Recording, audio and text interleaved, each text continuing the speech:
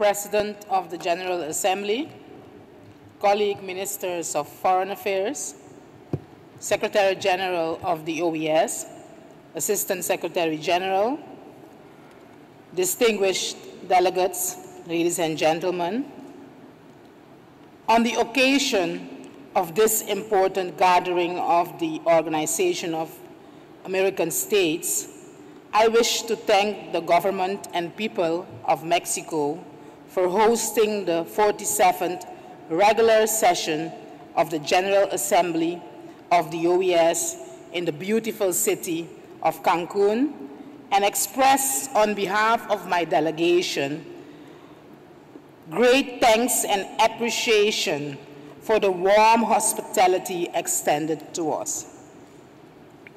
Mr. President, in light of the reality of present-day international relations, the development agenda, and more in particular, the current state of affairs in the Americas, the government of Suriname is of the view that the theme for this year's General Assembly, namely strengthening dialogue and concerted action for prosperity, is timely and indeed very appropriate.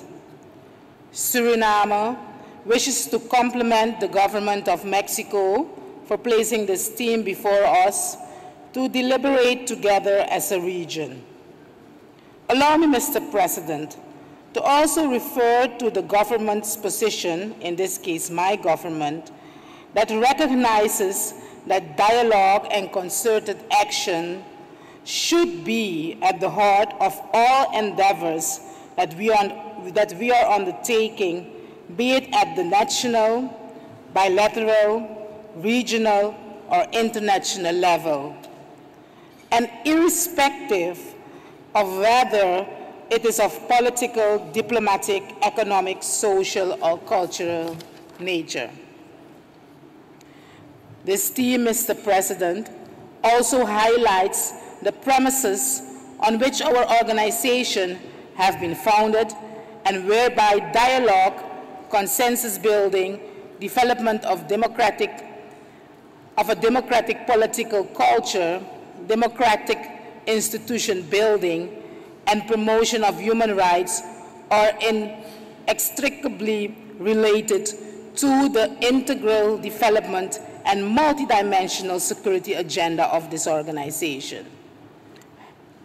Hence, Mr. President, the government of Suriname is of the view that an effective execution of the mandates and activities related to the 4 pillars of this organization will require at least the 2 following issues that I would highlight.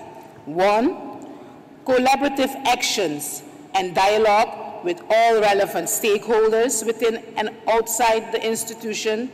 And secondly, the creation of necessary synergies in order to align the programming and priorities of the OES pillars with the policies and national development plans of the respective member states.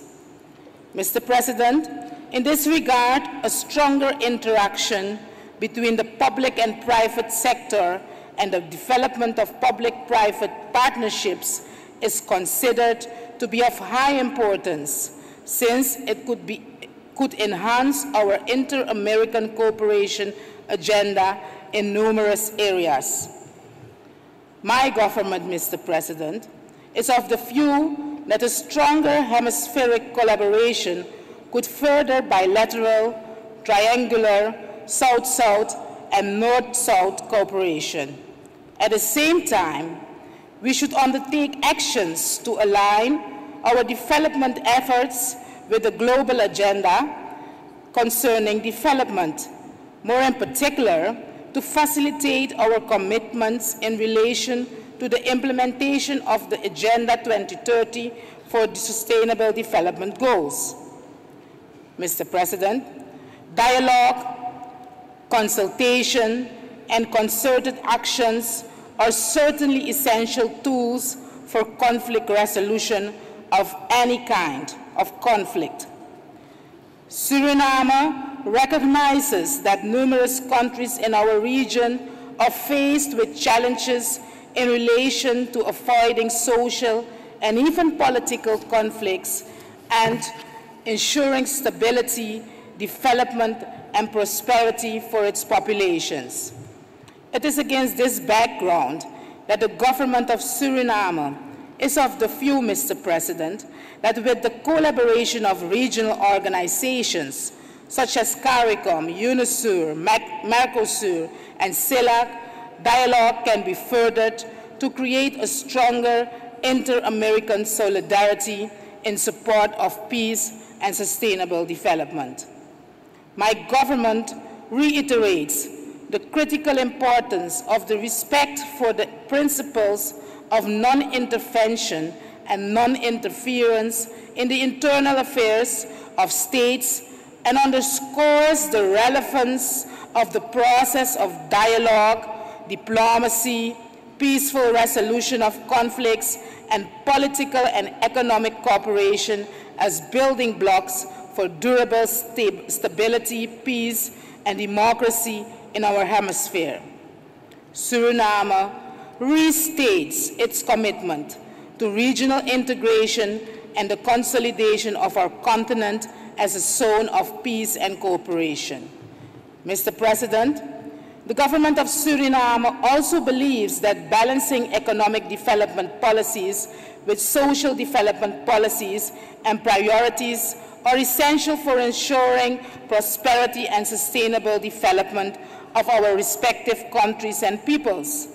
In this regard, the importance of information and communication technologies for the development should not be underestimated and, in fact, be utilized for further development.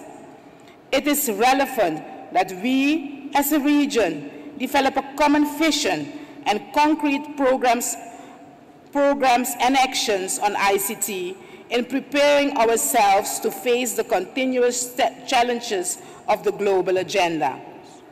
It would be through concerted efforts, as we discuss here, in harnessing the potentials of ICT that our region could be better prepared in narrowing the digital gap and in achieving prosperity for all of our countries. Mr. President, the government of Suriname underscores in its development policies and concurrent actions that the human being is at the center of all development activities.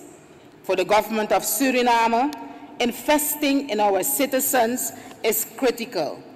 And at the same time, it implies that we should be investing in the health sector, education, housing, and in the security of the environment. Therefore, Mr. President, my government intends to promote a greater participation of our people to the different training and scholarship programs this organization is presenting. In summary, Mr. President, the Republic of Suriname remains committed to promoting and defending human rights for all and based on the principle of equality as stated in our Constitution. The Republic of Suriname reiterates its stance that as a part of the modernization process, the inter-American human rights system, too, will need to adapt to the contemporary political, economic, multicultural, multireligious, and social realities of the region. The rationale behind this stance is that a one-size-fits-all approach should not be a guiding principle in our efforts to further the inter-American human rights regime. Once again, in closing, Mr. President, I wish to assure you of the commitment of the government of the Republic of Suriname to continue advancing the principles of this hemispheric organization. I thank you. Thank you very much, Minister. Antigua and Barbuda, you have the floor. Thank you, Mr. Chairman. I join other delegations, sir, in thanking you, the government, and people of Mexico for the very warm hospitality that my delegation has enjoyed while we've been here. Mr. Chairman, the Organization of American States was signed into being in 1948. It was a different time, with different challenges, requiring different responses. In the 69 years that have passed, much has changed. But while those changes have occurred with dramatic effect in the world, except for 3 protocols, the charter of this organization has remained the same. And while the Inter-American Democratic Charter was given life more recently, in 1967, it was cradled in the ancient construct of the OAS Charter itself. It was akin to setting a child free, but shackling its feet to the front gate of its home. It can go so far, but no farther. The consequence of all this is that our governments and our intergovernmental relationship is trying to operate in a new and challenging environment within an old and constraining framework. The results are that by and large, on the political front, the OAS is a paralyzed organization, unable to take action because its rules, procedures, and framework are not designed to address the circumstances between states and within states that now challenge our hemispheric community. And instead of seriously reviewing the organization to determine its purpose in a changed world, and to consider how together we might make the changes that are required to make it fit for purpose and relevant to its transformed circumstances, some states seek to break its rules and procedures to achieve ends that they regard as desirable. Breaking the rules, Mr. Chairman, may work for a time, but it is never sustainable. Short-term objectives might be achieved, but at the price of distrust, disharmony, and discord that does not and will not serve this organization well. There is an urgent need to review and reform the OAS. The need has existed for some time. Kicking down the road the can that is reform of the organization simply delays the urgent work that is required. The time for that work is now. There is a dysfunctionality between the role of the Permanent Council and the role of the Secretary General. That dysfunctionality exists because there are no clear rules between the authority of the Permanent Council on the one hand and the Secretary General on the other. Until the authority of the these two instruments of the organization and their relationship with each other, including their limits, are made clear, the opportunity for self-serving interpretation will remain. And so too will remain the opportunity for mischief that retards, not advances, this body.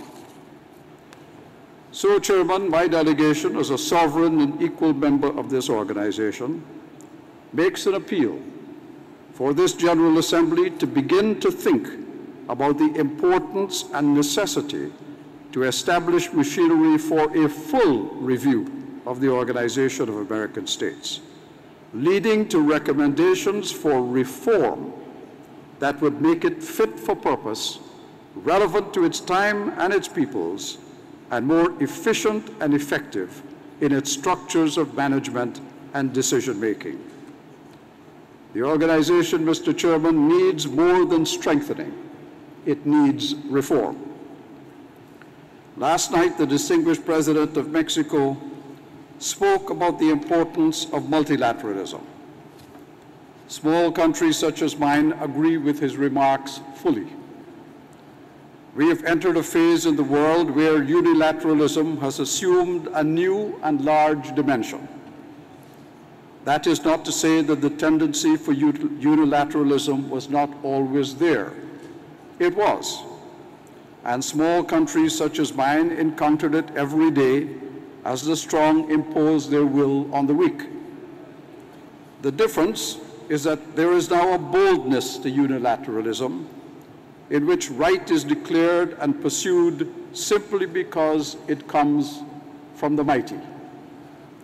All our countries now exist, Mr. Chairman, in a troubled world, beset by an increasing gap in global inequality, where the rich are getting richer, the poor are poorer, where the weak are disadvantaged for the benefit of the strong, and where even things as urgent and important as climate change is denied, even as its effects wreak havoc in island states and states with low coastal areas.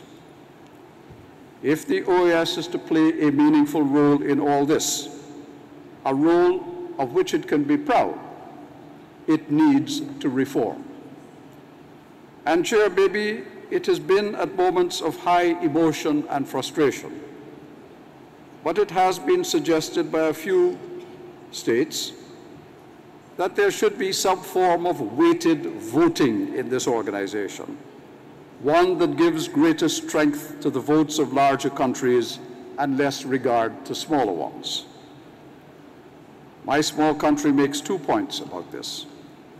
First, the contributions that we make to this organization may be relatively small in volume terms, but it is equivalent to the percentage of GDP paid by every other nation.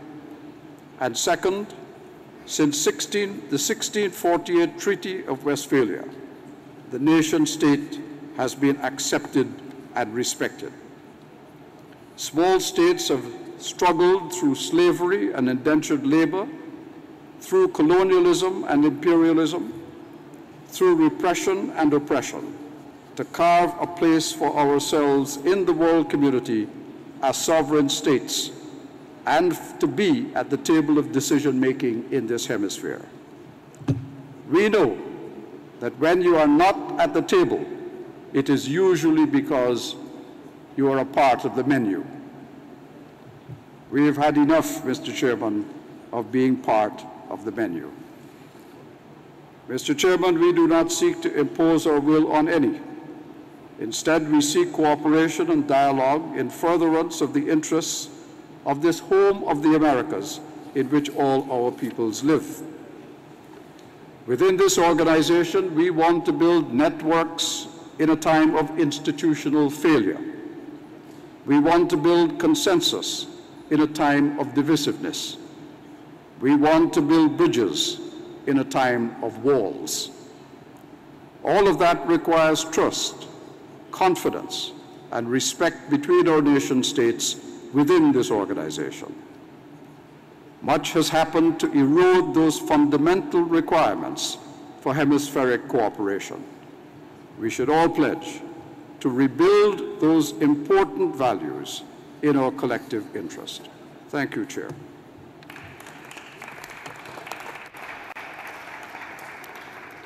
Thank you, Ambassador. Trinidad and Tobago, have the floor. Chairman, distinguished Ministers of Foreign Affairs and heads of delegation, Secretary General, Assistant Secretary General, fellow ambassadors, permanent representatives, esteemed heads of delegation of permanent observer countries, ladies and gentlemen. It is an honor to be here amongst so many distinguished representatives as we engage in deliberations on issues of critical importance to the member states of our hemisphere and to the future and role of this regional institution.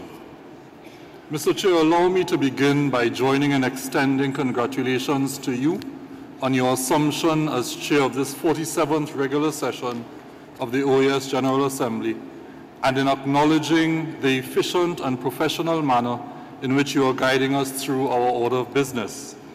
Through you, I also wish to pay tribute to the government, the local organizers, and people of Mexico for hosting this meeting in the stunning city of Cancun.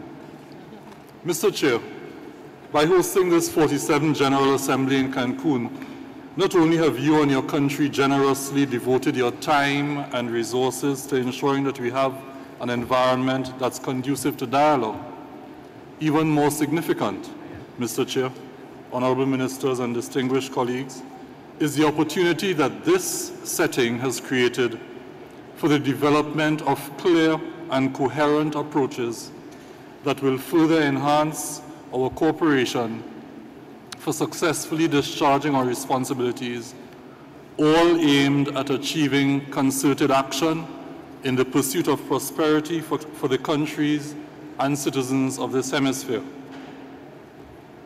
Mr. Chair, I believe that we can all agree that a sustainable world means working together to create prosperity for all.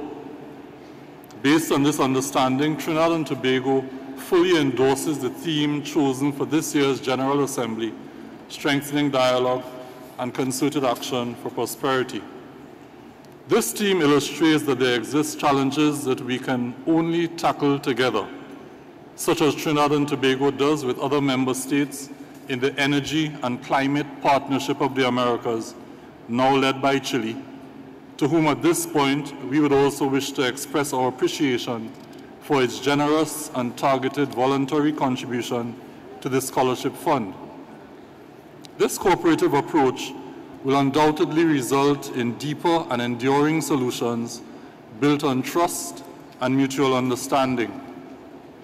For us in Trinidad and Tobago, the mutually reinforcing elements of dialogue and concerted action are vital priorities in the multidimensional environment of volatility, uncertainty, complexity, and unpredictability that characterize global affairs today.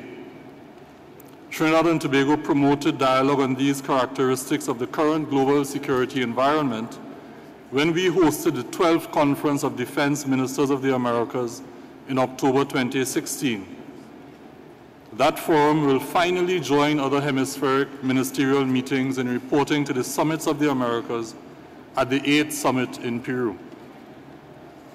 For many people in all regions of the world, recent achievements, significant as they may be, such as the 2030 Agenda for Sustainable Development and the Paris Agreement, are not enough. We must now redouble our efforts to deliver on the promise of prosperity for this generation and succeeding ones. We've come too far to allow our successes to unravel. Clearly, we must do more. We must do better, and in many cases, we must do it with less. For small island developing states, the imperative of doing more with less is certainly not a new and unfamiliar concept. Trapped as the international system may have unintentionally left us between dependence and development, particularly during the past 4 to 5 decades, we have been persistently forced to divert our limited resources, which would be better utilized to advance the process of sustainable development in our countries, to counter exogenous challenges of various incarnations.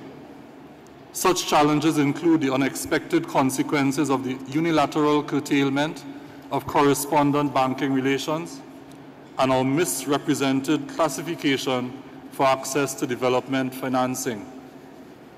In short, new areas of vulnerability, including climate change and rising sea levels and the spread of non-communicable diseases, when added to the traditional and structurally persistent constraints on our inclusion in the international economic system, have heightened the gap and policy-making tensions between our access to resources and our development aspirations. In recognition of these new areas of vulnerability, and following the adoption of a new approach to hemispheric security in the Declaration of Bridgetown in 2002, it was here, Mr. Chair, in Mexico in 2003, that the OAS declared its firm commitment and agreed that the traditional concept and approach to peace and security had to be expanded to encompass new and non-traditional threats. This commitment enabled member states to address more effectively the full spectrum of economic, environmental, and social vulnerabilities of the contemporary environment in this hemisphere. Tomorrow's panel on multidimensional security will afford member states an opportunity to engage in a dialogue that will delve into focused conversation on both the challenges and opportunities for strengthening cooperation and concerted action for peace and security, both of which are required for enduring and inclusive prosperity. Today, Mr. Chair, honorable ministers, and distinguished colleagues, we are assembled here again in this historically inspiring Mexican state and city, with yet another opportunity for strengthening our approach to achieving enduring, equitable, and inclusive prosperity throughout the Americas. We are still at the advent of recent major global initiatives, such as the 2030 Agenda for Sustainable Development and its Sustainable Development Goals and the Paris Agreement. Those initiatives offer the promise of addressing the full spectrum of vulnerabilities to which developing countries like Trinidad and Tobago continue to be persistently exposed. Trinidad and Tobago therefore considers this 47th General Assembly to be a timely occasion for ensuring that our efforts at the hemispheric level to advance integral development and multidimensional security, to promote and protect human rights, and to strengthen democracy are both enduring and inclusive of women, children, youth, the disabled, and indigenous peoples. Our efforts will best endure if they are coherent with the broader global agenda and will be most inclusive if they increasingly embrace the special concerns and realities of the small island and low-lying coastal developing states of the Caribbean. Indeed, Mr. Chair, this broadened and more inclusive reference to the developing states of our hemisphere was adopted only 3 months ago in the process of the fulfillment of a mandate of the 46th General Assembly. That more inclusive reference to small island and low-lying coastal developing states reflects our commitment and capacity to adapt to the new and non-traditional challenges to sustainable development, multidimensional security, and democratic governance that are bound in the contemporary global environment. While we persist at the task of development with the limited resources at our disposal, we would like to call on our partners of goodwill to continue to support our efforts in any way possible so that our objectives can be achieved. It is Trinidad and Tobago's considered view that the issue of financing for development cannot be addressed without reference to the surrounding policy environment and the flawed criteria for development financing. One and perhaps the only positive aspect of limited resources to finance development in the developing countries of the Caribbean is that this limitation has also enhanced our creativity and resourcefulness in order to meet the needs and expectations of our citizenry. These attributes must also be integrated into the OAS approach for the financial year ahead. As I conclude, Mr. Chair, Trinidad and Tobago wishes to urge that efforts to rationalize the financial situation facing this organization neither be to the detriment of development projects, including scholarships, nor the offices of the General Secretariat of the OAS in member states. Moreover, Trinidad and Tobago maintains the view that overcoming such organizational challenges will best be achieved through a comprehensive review and strengthening of the institutional framework of our organization for its improved governance.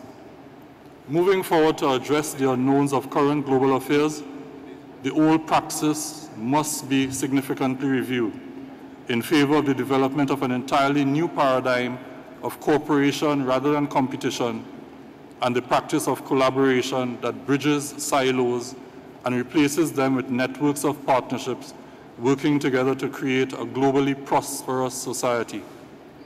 There cannot be enduring and inclusive peace, prosperity, liberty, equality, and brotherhood in the hemisphere if our aims are separate and divergent, or if member states feel excluded from a genuine dialogue. Mr. Chair, distinguished representatives, permit me to reiterate in the name of the government of the Republic of Trinidad and Tobago our continued commitment to making our unique contribution to to the responsibility that member states of this organization share for the promotion of peace and prosperity in this hemisphere. I therefore offer the most sincere wish that the discussions and agreements resulting from this General Assembly will positively contribute to the consolidation of the aims of the OAS Charter and to the philosophy, purpose, and spirit underlying it. I thank you.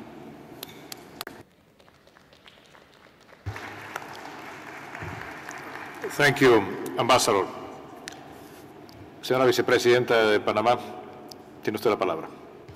Muchísimas gracias. Buenas tardes, señor Presidente, señor Secretario General Adjunto, estimados cancilleres, delegaciones que nos acompañan. Señor Presidente, permítame en primer lugar expresar mis felicitaciones por la presidencia de este periodo ordinario de sesiones de la Asamblea General, deseándole el mayor de los éxitos en las responsabilidades de dirigir este debate.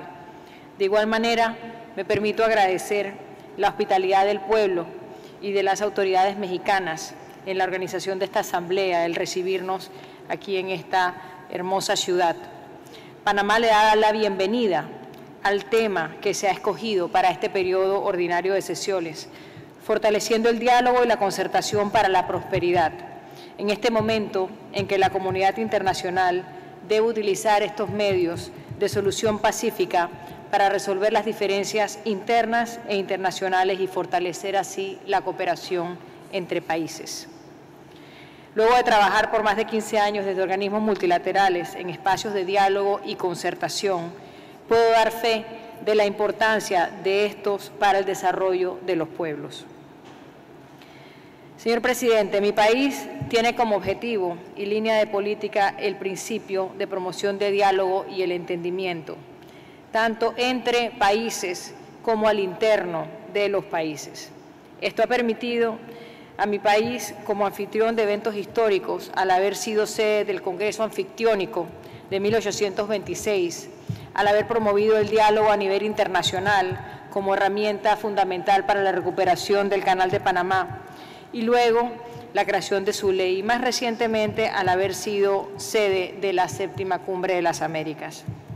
Bajo esta premisa, Panamá utiliza el diálogo para integrar a los diferentes actores de la vida nacional y así construir un mejor país, construir visión de largo plazo, compartiendo entre los panameños nuestros objetivos en todas las instancias. En este sentido, hace 10 años creamos el Consejo de Concertación Nacional para el Desarrollo, un espacio de diálogo y consulta, donde convergen distintos sectores de la vida nacional, partidos políticos, sociedad civil, gobierno. De esa manera participativa y concertada trabajamos en la búsqueda de acuerdos sobre los temas nacionales más relevantes.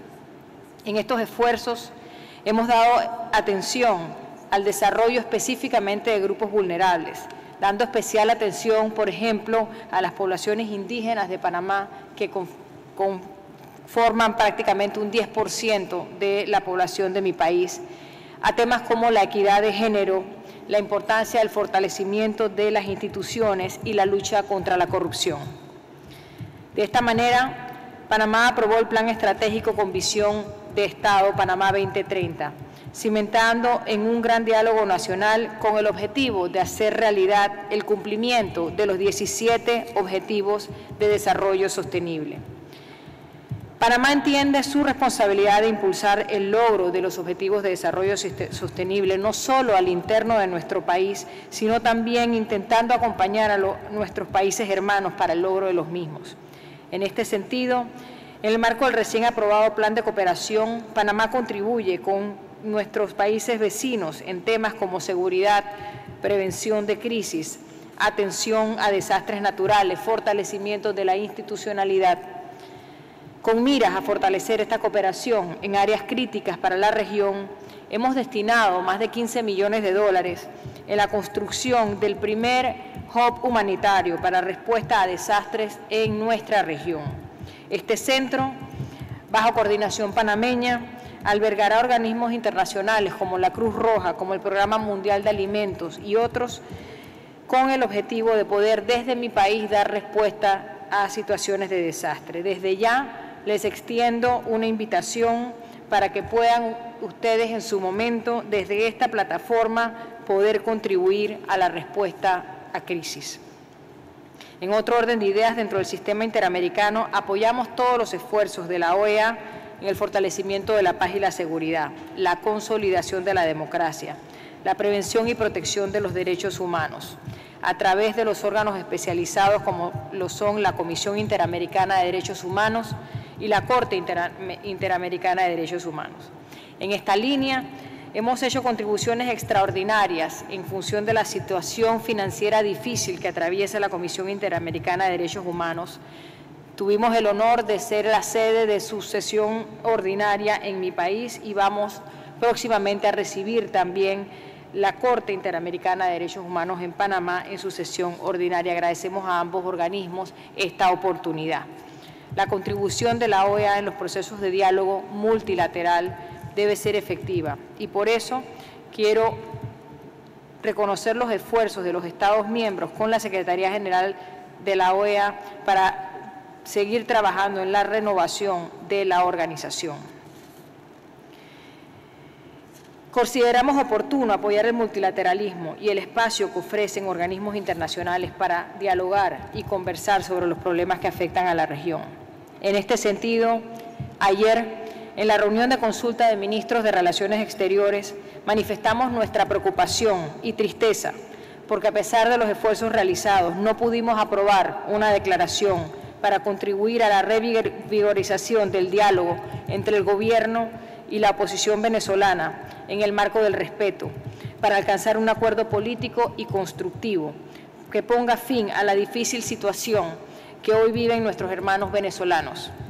Manifestamos que la OEA debe mantener su liderazgo para abordar la situación en Venezuela y la de cualquier otro país que se requiera para el ejercicio efectivo de la democracia y el respeto al Estado de Derecho. Panamá hace un llamado a Venezuela a aceptar el ofrecimiento del Papa Francisco para la convocatoria a elecciones democráticas en su país y la mediación del Vaticano en una negociación entre el gobierno y la oposición venezolana que tenga como fin encontrar una solución consensuada en el más estricto respeto a los valores democráticos y a los derechos humanos. Panamá reitera su mensaje en torno a que la convocatoria de una asamblea constituyente en términos no incluyentes no contribuyen a la solución a la crisis. En el marco de la organización, Panamá respalda que se adopte una declaración que transmita el mensaje de los gobiernos latinoamericanos de resolver esta crisis política y humanitaria a través de la negociación y medios pacíficos, se liberen a los presos políticos, se convoquen nuevas elecciones y se respete la institucionalidad democrática.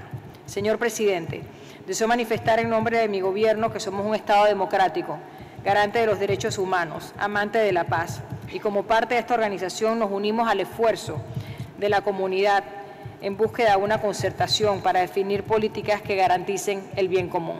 Muchísimas gracias. Vicepresidenta, muchas gracias.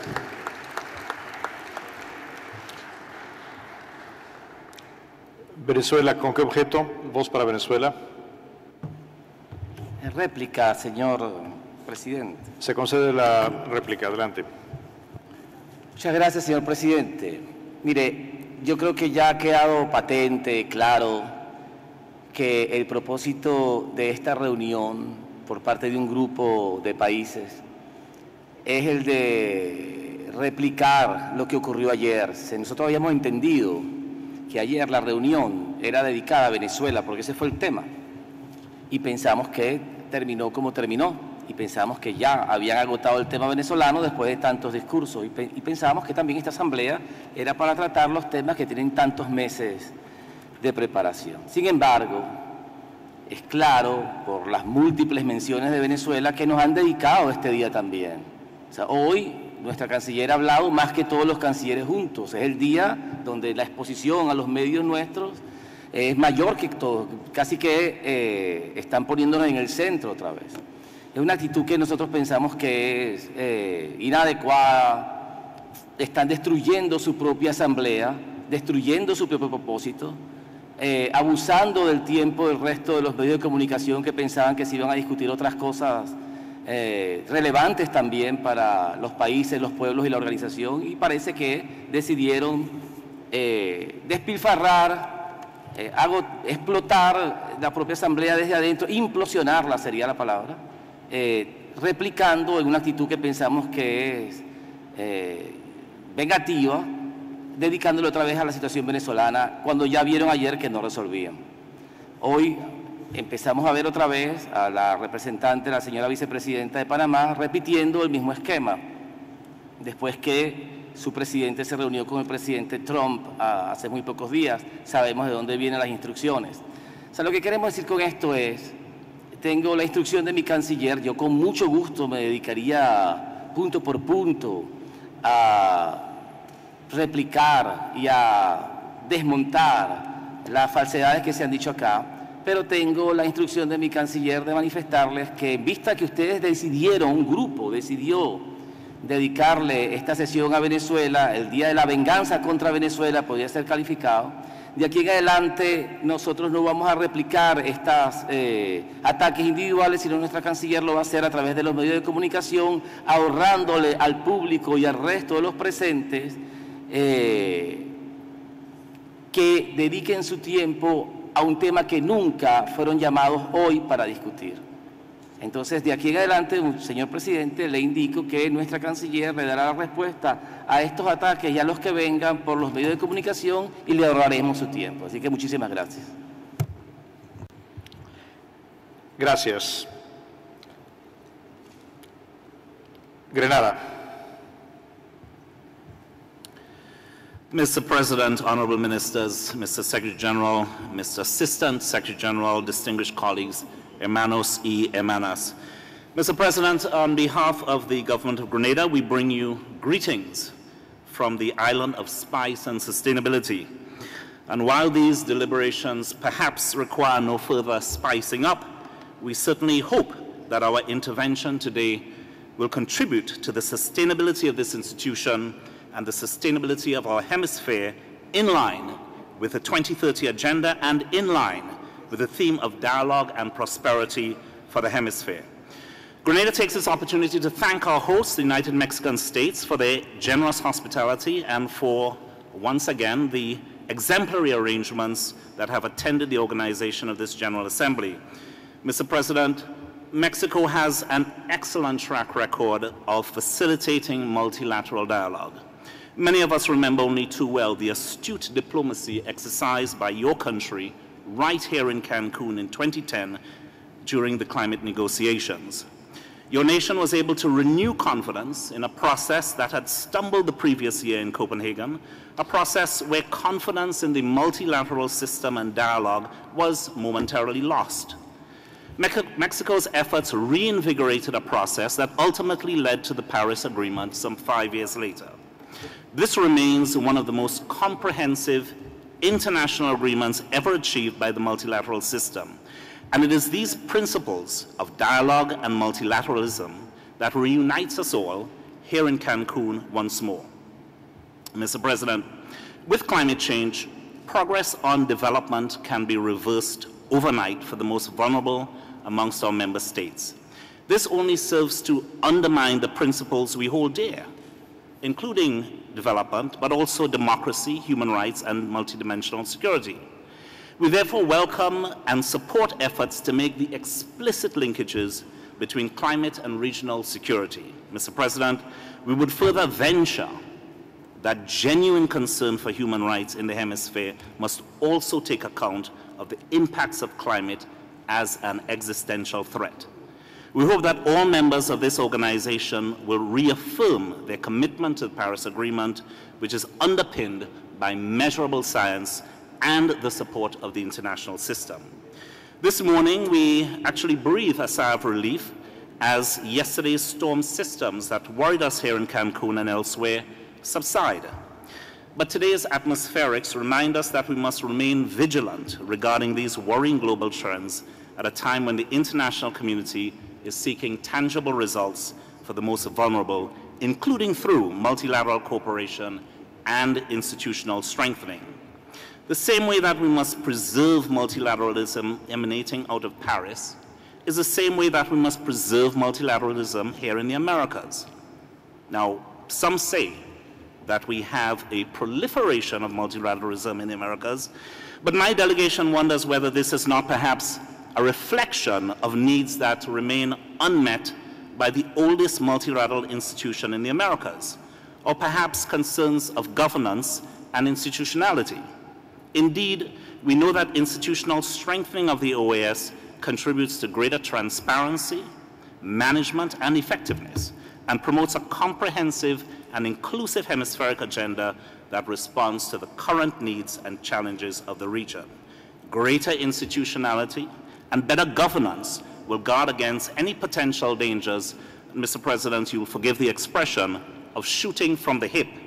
From my delegation's perspective, the pillar of development is bearing the brunt of, I dare to say, these unguided ballistics. As we know, the Charter of the OAS proclaims that one of the essential purposes of the organization includes the eradication of poverty. I quote, "Poverty constitutes an obstacle to the full democratic development of the peoples of the hemisphere," unquote. Moreover, the Inter-American Democratic Charter and Social Charter of the Americas recognize that development with equity strengthens and consolidates democracies. These two, of course, are interdependent and mutually reinforcing. The Charter goes on, of course, to state that poverty and illiteracy and low levels of human development are factors that adversely affect the consolidation of democracy. Mr. President, studies show that low levels of education is a prominent characteristic of both minors and adults living in poverty in Latin American Caribbean region. Moreover, we know that there is major inequality in the access to quality education across the hemisphere. This is a tinderbox, Mr. President, for the explosive growth of the drug trade.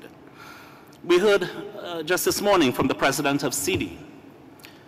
He highlighted the continuous and ongoing depletion of the scholarship fund. This may be a symptom of what we fear could be an underlying malaise within certain organizations of the institution towards the needs of the most vulnerable. Of course, we hope that this is not the case, and therefore the least we can do is to cease and desist from the defunding of scholarships, CIDI, and the development pillar. Meanwhile, we welcome the contribution of Chile towards scholarships, and we hope that others will join in. We need a predictable set of arrangements in place in line with the efforts of the Inter-American Committee on Education, shepherded, of course, by the Commonwealth of the Bahamas recently.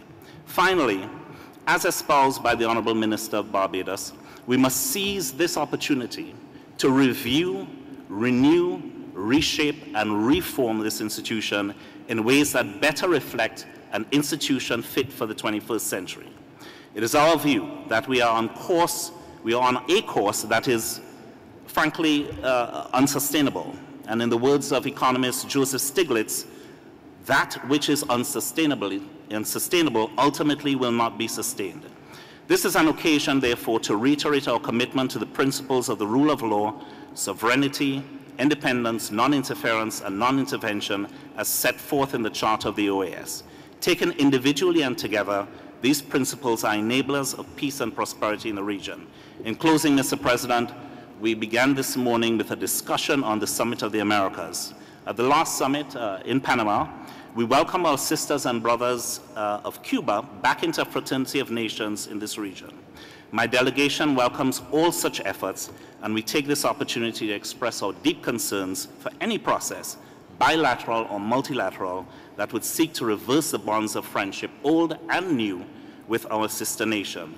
Mr. President, you can be assured of my delegation's full support and participation in these deliberations with a view to a consensual outcome on this ambitious agenda. Thank you. Thank you, Ambassador Friday. Guatemala. Señor Presidente, quiero iniciar agradeciendo al Gobierno y al pueblo mexicano por su generosa hospitalidad. Nuestra felicitación a usted, señor Presidente, al Canciller Luis Videgaray, por la decisión de hospedar el 47º periodo de sesiones de nuestra organización, el cual nos reúne para dialogar y concertar los retos y el camino a seguir para fortalecer a nuestra región. Las asambleas generales siendo nuestro espacio privilegiado de diálogo político, nos permiten recordar y reforzar los principios con base en los cuales desde hace 69 años los pueblos de las Américas crearon esta organización, con el fin de ofrecer una tierra de libertad y de justicia social basada en una democracia representativa, siendo estas condiciones indispensables para la estabilidad, la paz y el desarrollo sostenible. Desde luego, durante este largo recorrido, la organización atravesó por coyunturas difíciles en varios de nuestros países, pero en la larga dimensión, la OEA ha sido clave para la promoción de la paz, la protección de los derechos humanos y la democracia en las tierras americanas. El tema principal que nos convoca el día de hoy, fortaleciendo el diálogo y la concertación para la prosperidad, permite reiterar nuestro compromiso con los valores y principios esenciales de nuestra organización, como son el respeto del derecho internacional, la convivencia pacífica entre los estados, la seguridad hemisférica, la consolidación de la democracia, el respeto irrestricto a los derechos humanos, la erradicación de la pobreza y el desarrollo. Guatemala reitera la importancia de la labor que efectúa la organización. Por ello quiero compartirles que la línea de trabajo del presidente guatemalteco ha definido a la salud, a la educación, a la seguridad, el desarrollo y la transparencia como prioridad de su política general de gobierno. Todo esto está estrechamente vinculado con los pilares de la OEA y con nuestra Agenda 2030 para el Desarrollo Sostenible. Iniciamos este año 2017 con capacidades reforzadas y con nuevas perspectivas. En relación a la salud pública, y permítanme compartir estos datos, se han impulsado reformas enfocadas en mejorar el acceso, convirtiendo la atención primaria en la esencia del sistema. Referente a la educación, se tiene la responsabilidad que nuestra niñez acceda a la misma de manera gratuita y de calidad en todo el país. En el ámbito de la seguridad, se continúa trabajando en el sistema penitenciario, se han desarticulado importantes bandas criminales y estructuras de corrupción, algunas de ellas incrustadas dentro del Estado. Se han incautado más de 17,000 kilos de cocaína y erradicado más de 200 millones de matas de amapola, equivalente a 637 millones de dólares, solo la amapola, materia prima de las drogas alcaloides. Por otra parte, en el fortalecimiento de las fuerzas de seguridad referente a la prevención del delito, se logró reducir la tasa de homicidios, que en 2008 teníamos 48 muertos por cada 100,000 habitantes, a 27. Tenemos que seguir trabajando en su reducción porque 27 muertes por cada 100,000 habitantes sigue siendo alto, pero no hay duda que hemos logrado en 9 años reducir en más de 22 muertes violentas nuestras estadísticas. En la lucha contra el hambre estacional y la seguridad alimentaria y nutricional, se realizaron acciones para la reducción de la desnutrición crónica, que establece acciones en el primer nivel de atención, como lo es el acceso al agua y saneamiento. Como dijo el presidente del Perú en su toma de posesión, agua y desagüe, y la disponibilidad de alimentos e ingresos para el mejoramiento de la economía familiar. En materia de transparencia, el gobierno abierto se ha convertido en un pilar fundamental de nuestra gestión, basado en la rendición de cuentas, la colaboración y participación al tenor de las medidas prescritas en las convenciones interamericanas y de las Naciones Unidas contra la corrupción. Recientemente, el Congreso de Guatemala aprobó la Convención de Asistencia Administrativa Mutua en materia fiscal de los países miembros de la OCDE, con lo cual el presidente francés nos ha ofrecido sacarnos de la lista francesa de países no cooperantes. Guatemala se ubica en el grupo de países que ha obtenido mayores resultados en el combate a la corrupción. Valoramos el trabajo que ha realizado la Comisión Internacional contra la Impunidad. Apreciamos también el apoyo que recibimos por parte de la OEA para la elaboración del índice de pobreza multidimensional, la promoción del programa de facilitadores judiciales, el asesoramiento para el fortalecimiento del gobierno abierto y la cooperación recibida en materia de ciberseguridad para elaborar una estrategia nacional y una ley correspondiente. En el ámbito de la política exterior, el fenómeno migratorio para Guatemala es prioritario. Quisiera reiterar en ese sentido nuestro compromiso para la promoción, protección y defensa de los derechos humanos de nuestros migrantes y de los migrantes que pasan por Guatemala, así como de sus familias, no importando su condición migratoria en los países de origen, tránsito y destino. Estamos conscientes de los desafíos que atraviesa el país y el entorno de vulnerabilidad que sufren nuestros migrantes, en especial los niños y las niñas no acompañados. En ese sentido, estamos trabajando conjuntamente con los vecinos de El Salvador y Honduras en la ejecución del Plan de la Alianza para la Prosperidad y en la reciente conferencia celebrada en Miami sobre prosperidad y seguridad en Centroamérica la semana pasada, acordamos continuar trabajando de una forma más articulada y coordinada para generar prosperidad y así evitar la migración y más seguridad en nuestros países. Reiteramos también nuestra firme creencia en la efectividad del diálogo y la negociación, destacando la importancia del Acuerdo de París sobre Cambio Climático y los Objetivos de Desarrollo Sostenible contenidos en la Agenda 2030, los cuales están reflejados en nuestro principal documento para la planificación de mediano plazo, denominado Plan CATUM Nuestra Guatemala 2032. En el marco de la solidaridad americana, destacamos, primero, la inquebrantable voluntad del presidente Juan Manuel Santos de Colombia por lograr la paz en su país. Esa inquebrantable voluntad, que no solo es del presidente, sino de su gobierno y de su pueblo, y la disposición de las FARC y el EP, que obtuvieron este logro de dimensiones históricas, a cuya consolidación está cooperando, por supuesto, la misión de la Organización de los Estados Americanos. En relación a la hermana República de Venezuela, respetamos el principio de no intervención y en apego a las obligaciones que Guatemala tiene como Estado miembro de esta organización, buscamos contribuir a la promoción del diálogo y la negociación entre todos los sectores. Asumimos con seriedad y respeto la presidencia de la 29ª reunión de consulta de ministros. Con Belice, señor presidente, venimos trabajando fuertemente para resolver nuestro diferendo territorial, insular y marítimo.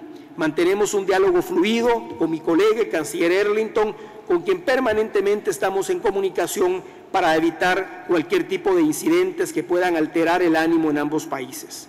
Quiero agradecer de manera muy especial a los países donantes que aportan generosamente a ese cometido y reconozco la labor que la oficina de la OEA realiza en la zona de adyacencia entre Guatemala y Belice. Ambos países hemos reiterado nuestra voluntad de resolver nuestro diferendo en la Corte Internacional de Justicia, para lo cual hemos contraído el compromiso de celebrar consultas populares en Guatemala y en Belice, lo cual nos permitirá acercarnos a ese objetivo. Guatemala ya se encuentra planificando la consulta popular y Dios mediante pronto podamos darles noticias alentadoras. Señoras y señores, reiteramos el apoyo de Guatemala al Sistema Interamericano de Derechos Humanos y nos congratulamos en que la Corte Interamericana haya realizado un periodo de sesiones en nuestro país. Subrayamos nuestra preocupación por la persistente problemática del insuficiente financiamiento de la organización, muy especialmente en este sistema, campo al cual debemos darle especial atención. Resaltamos nuestro compromiso para recibir la visita in situ que el Comité de Expertos del MESISIC realizará a nuestro país el próximo año y con ello dar a conocer los avances que ha tenido Guatemala en la implementación de la Convención Interamericana contra la Corrupción. Deseo destacar el valor de las misiones de observación electoral. Este es un mecanismo ampliamente aceptado y respetado, a través del cual la OEA refuerza la legitimidad de las elecciones libres y justas, por lo cual resaltamos la labor realizada por connacionales al frente de dichos esfuerzos. Agradezco, señor presidente, nuevamente la hospitalidad mexicana, agradezco la excelente organización de este periodo de sesiones en el cual la región ha fortalecido el diálogo estratégico y la concertación política para alcanzar la prosperidad. Muchas gracias. Muchas gracias, señor canciller. Tiene el uso de la voz el señor canciller de la República Dominicana. Gracias, señor presidente, señor secretario general adjunto, señores ministros, jefes de delegaciones, señores representantes permanentes y observadores permanentes, señoras y señores. Deseo expresar mi agradecimiento al pueblo y al Gobierno de México a través de su canciller Luis Videgaray por recibirnos en esta bella zona turística de la Riviera Maya y hacer posible este espacio de reflexión conjunto sobre las oportunidades y retos que compartimos los países del hemisferio. Este encuentro nos ofrece también la oportunidad idónea para pasar balance a nuestra agenda hemisférica, porque desde la última vez que nos reunimos en Santo Domingo, nuestra región ha tenido grandes retos y experimentado importantes cambios políticos, económicos y sociales que han impactado nuestras sociedades y nuestras economías. Aunque los cancilleres hemos tenido oportunidades para encontrarnos en distintos foros y abordar diversos temas políticos y diplomáticos y logrado acuerdos que nos permiten encontrar soluciones a muchos desafíos, aún nos quedan retos que enfrentar que solo a través del diálogo, la concertación y la buena fe podrán ser superados. La Organización de Estados Americanos continúa siendo el principal foro del hemisferio para generar consensos y hallar soluciones a esos desafíos. Por eso, la República Dominicana reitera su llamado para que los Estados miembros no descuiden el fortalecimiento de las capacidades institucionales de esta organización con miras a promover y facilitar el diálogo político plural y diverso. Una organización de Estados americanos unida tendrá fortaleza para continuar jugando un rol estelar en la búsqueda de la paz, la solución pacífica de controversias, la justicia, la equidad y la inclusión social. La República Dominicana, desde su propia realidad, ha hecho esfuerzos y llevado a cabo múltiples acciones en materia de derechos humanos, democracia, desarrollo integral y seguridad hemisférica, temas de la agenda regional sobre lo que hemos logrado avances importantes.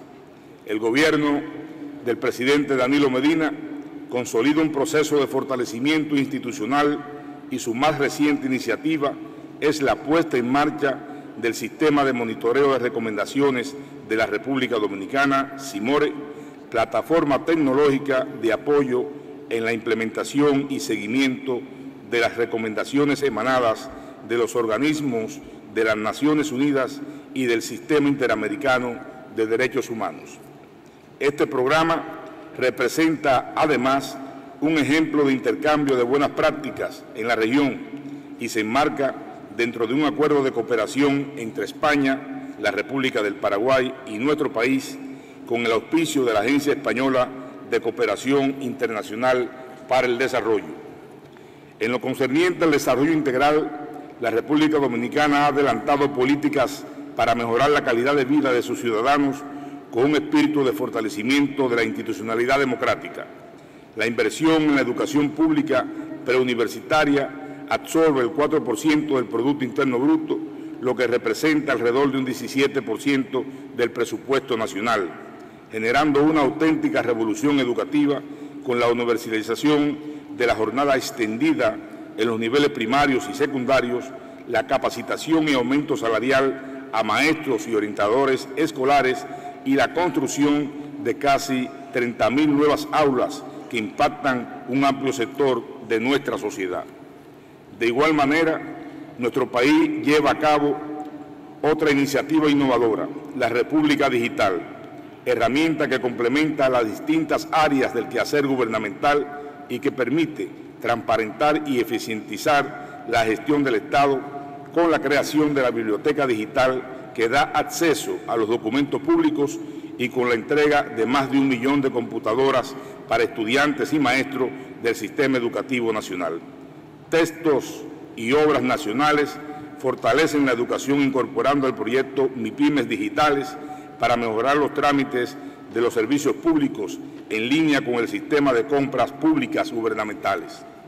En materia de lucha contra la impunidad y la corrupción, el 31 de mayo del 2017, ha sido aprobada por el Congreso Nacional y promulgada por el presidente Danilo Medina el día 2 del presente mes de junio, la Ley contra el Lavado de Activos, un instrumento jurídico para prevenir la corrupción administrativa que se considera actualmente como una pandemia mundial.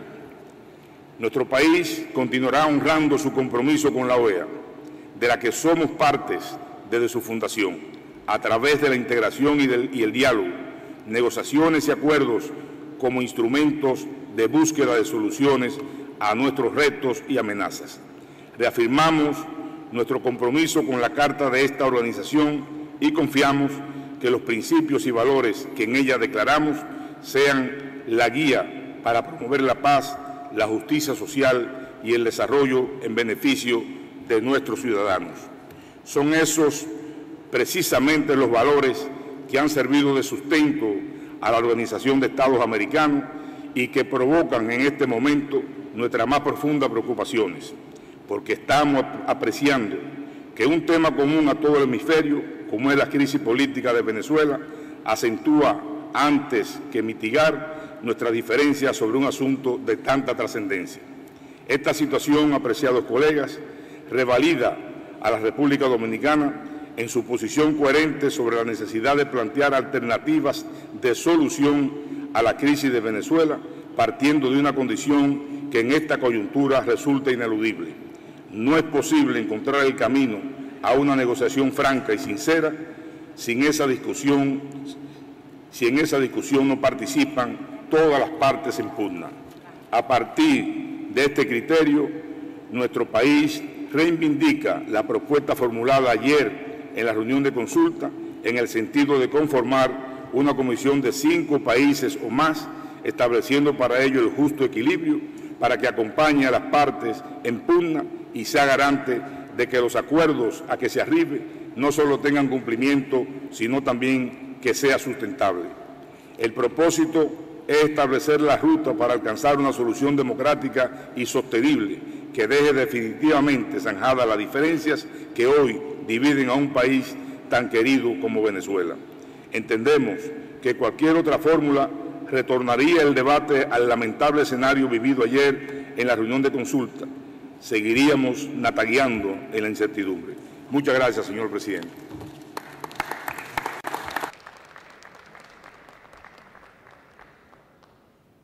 Many thanks, distinguished Minister of the Dominican Republic. I now offer the floor to the distinguished Ambassador of Nicaragua. You have the floor. Muchas gracias, señor presidente. La delegación de la República de Nicaragua agradece al Gobierno y Pueblo de México la cálida atención que nos ha sido dispensada y felicita al canciller Videgaray por su elección a la presidencia de la 47 Asamblea General de la Organización de los Estados Americanos. Queremos saludar la presencia de los excelentísimos señores y señoras ministras de Relaciones Exteriores, jefes de delegación, embajadores, representantes permanentes y alternos, y miembros y observadores permanentes y invitados especiales. Señor presidente, el Gobierno de Nicaragua deja asentada su formal protesta y enérgico rechazo ante las reiteradas maniobras de injerencia realizadas por diversas delegaciones en contra del gobierno legítimo y constitucional del presidente Nicolás Maduro. Hemos concebido a esta organización como un foro de diálogo y negociación respetuosa de la soberanía de los Estados y del derecho a elegir sin injerencias externas su sistema político y social y a organizarse en la forma que más le convenga. Y tiene el deber de no intervenir en los asuntos internos de otro Estado.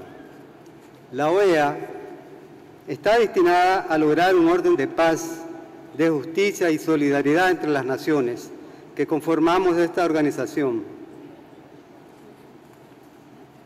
Sin embargo, estos principios están siendo vulnerados en el caso de Venezuela. Y estos gestos inamistosos y hostiles que se manifiestan por parte de un grupo de Estados pretenden establecer un doble estándar y un doble rasero en el tratamiento hacia determinados países, el que consideramos inadmisible. y que no puede sentar ningún precedente en esta organización, ya que afecta a las relaciones de buena vecindad, que deben de prevalecer entre las naciones del hemisferio y el principio de la igualdad jurídica de los Estados. Reafirmamos que los asuntos de Venezuela deben de ser resueltos por los propios hermanos venezolanos, sin injerencias foráneas y de conformidad con su jurisdicción interna. Enfatizamos que esta organización de los Estados americanos no puede seguir siendo usada por un país o grupos de países para afectar la soberanía, la autodeterminación y los derechos de Venezuela. Tampoco esta Asamblea General tiene autoridad para imponer declaraciones y o resoluciones en contra de la voluntad soberana del Gobierno de la República Bolivariana de Venezuela que preside el presidente Nicolás Maduro.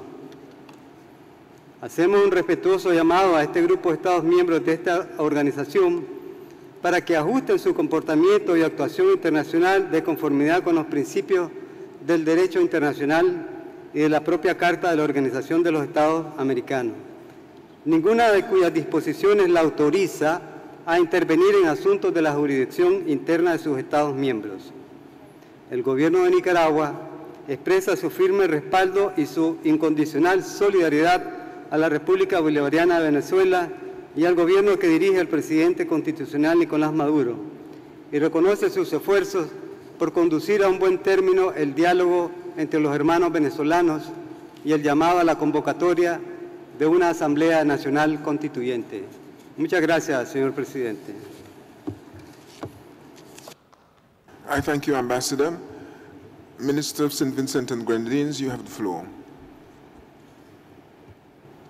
Thank you very much, Mr. Chairman, Excellencies, ladies and gentlemen, and in particular, the noble government and people of the United States of Mexico, who are our hosts at this meeting.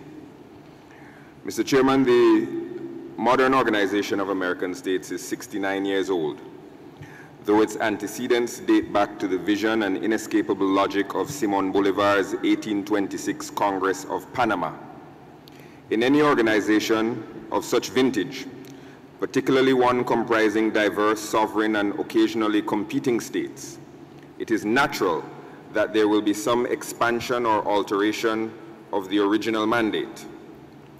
Those alterations are even more understandable in the context of a grouping forged in the fires of anti-colonial struggle, formalized among the embers of World War II, coming of age during the Cold War and hegemonic proxy battles, expanded and enhanced by the active membership of small island states, reshaped for good and ill by globalization and rapid technological growth, rattled by the effects of the global economic and financial crisis, and grappling with the continued grave and debilitating impacts of climate change.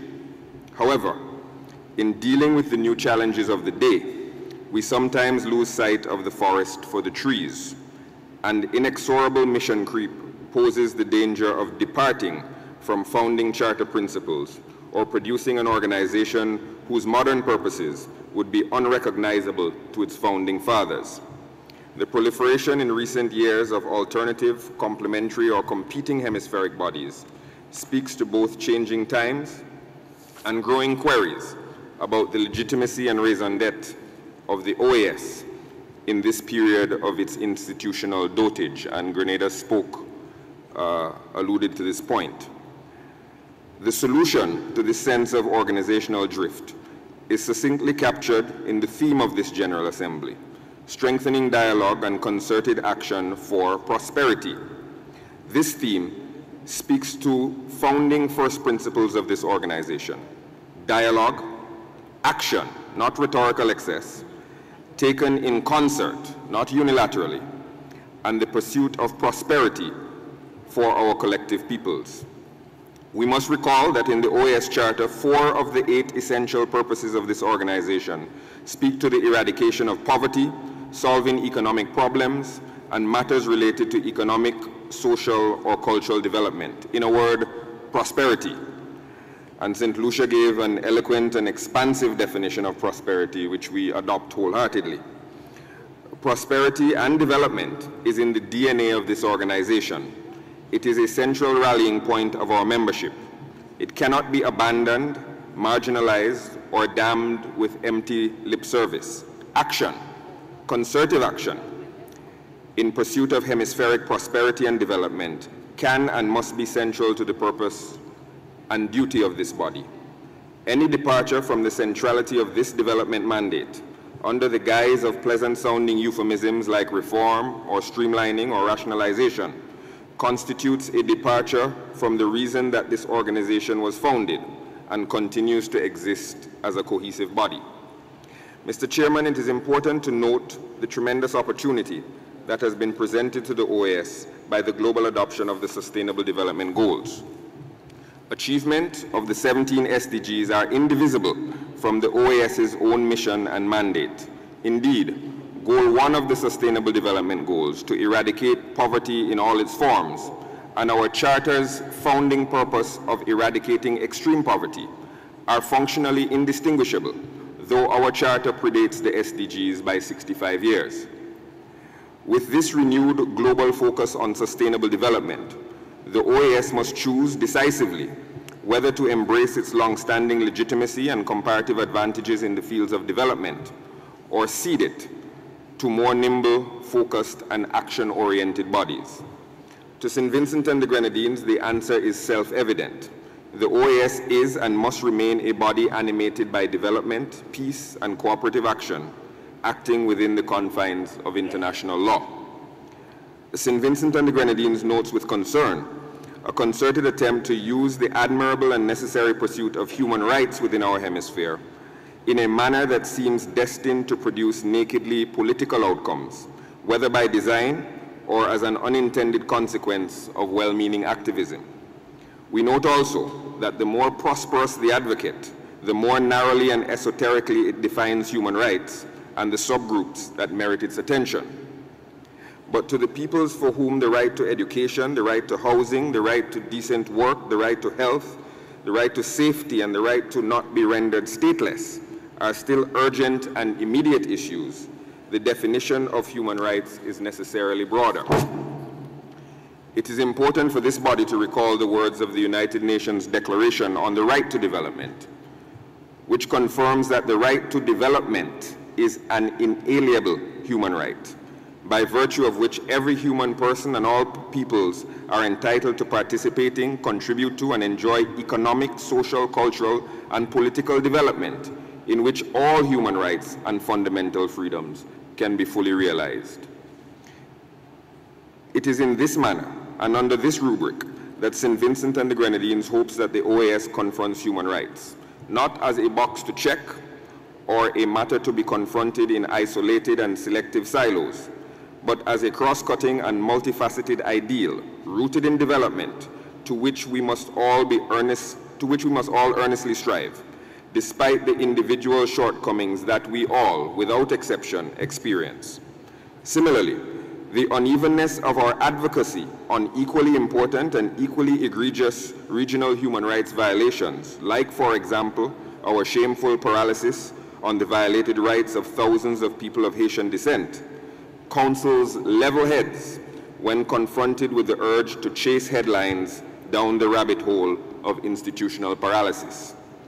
Mr. Chairman, St. Vincent and the Grenadines wholeheartedly endorses the earlier comments by our CARICOM colleagues, in particular Grenada, Barbados, Bahamas, and Antigua and Barbuda, on the importance of the battle against climate change to our own existence and development.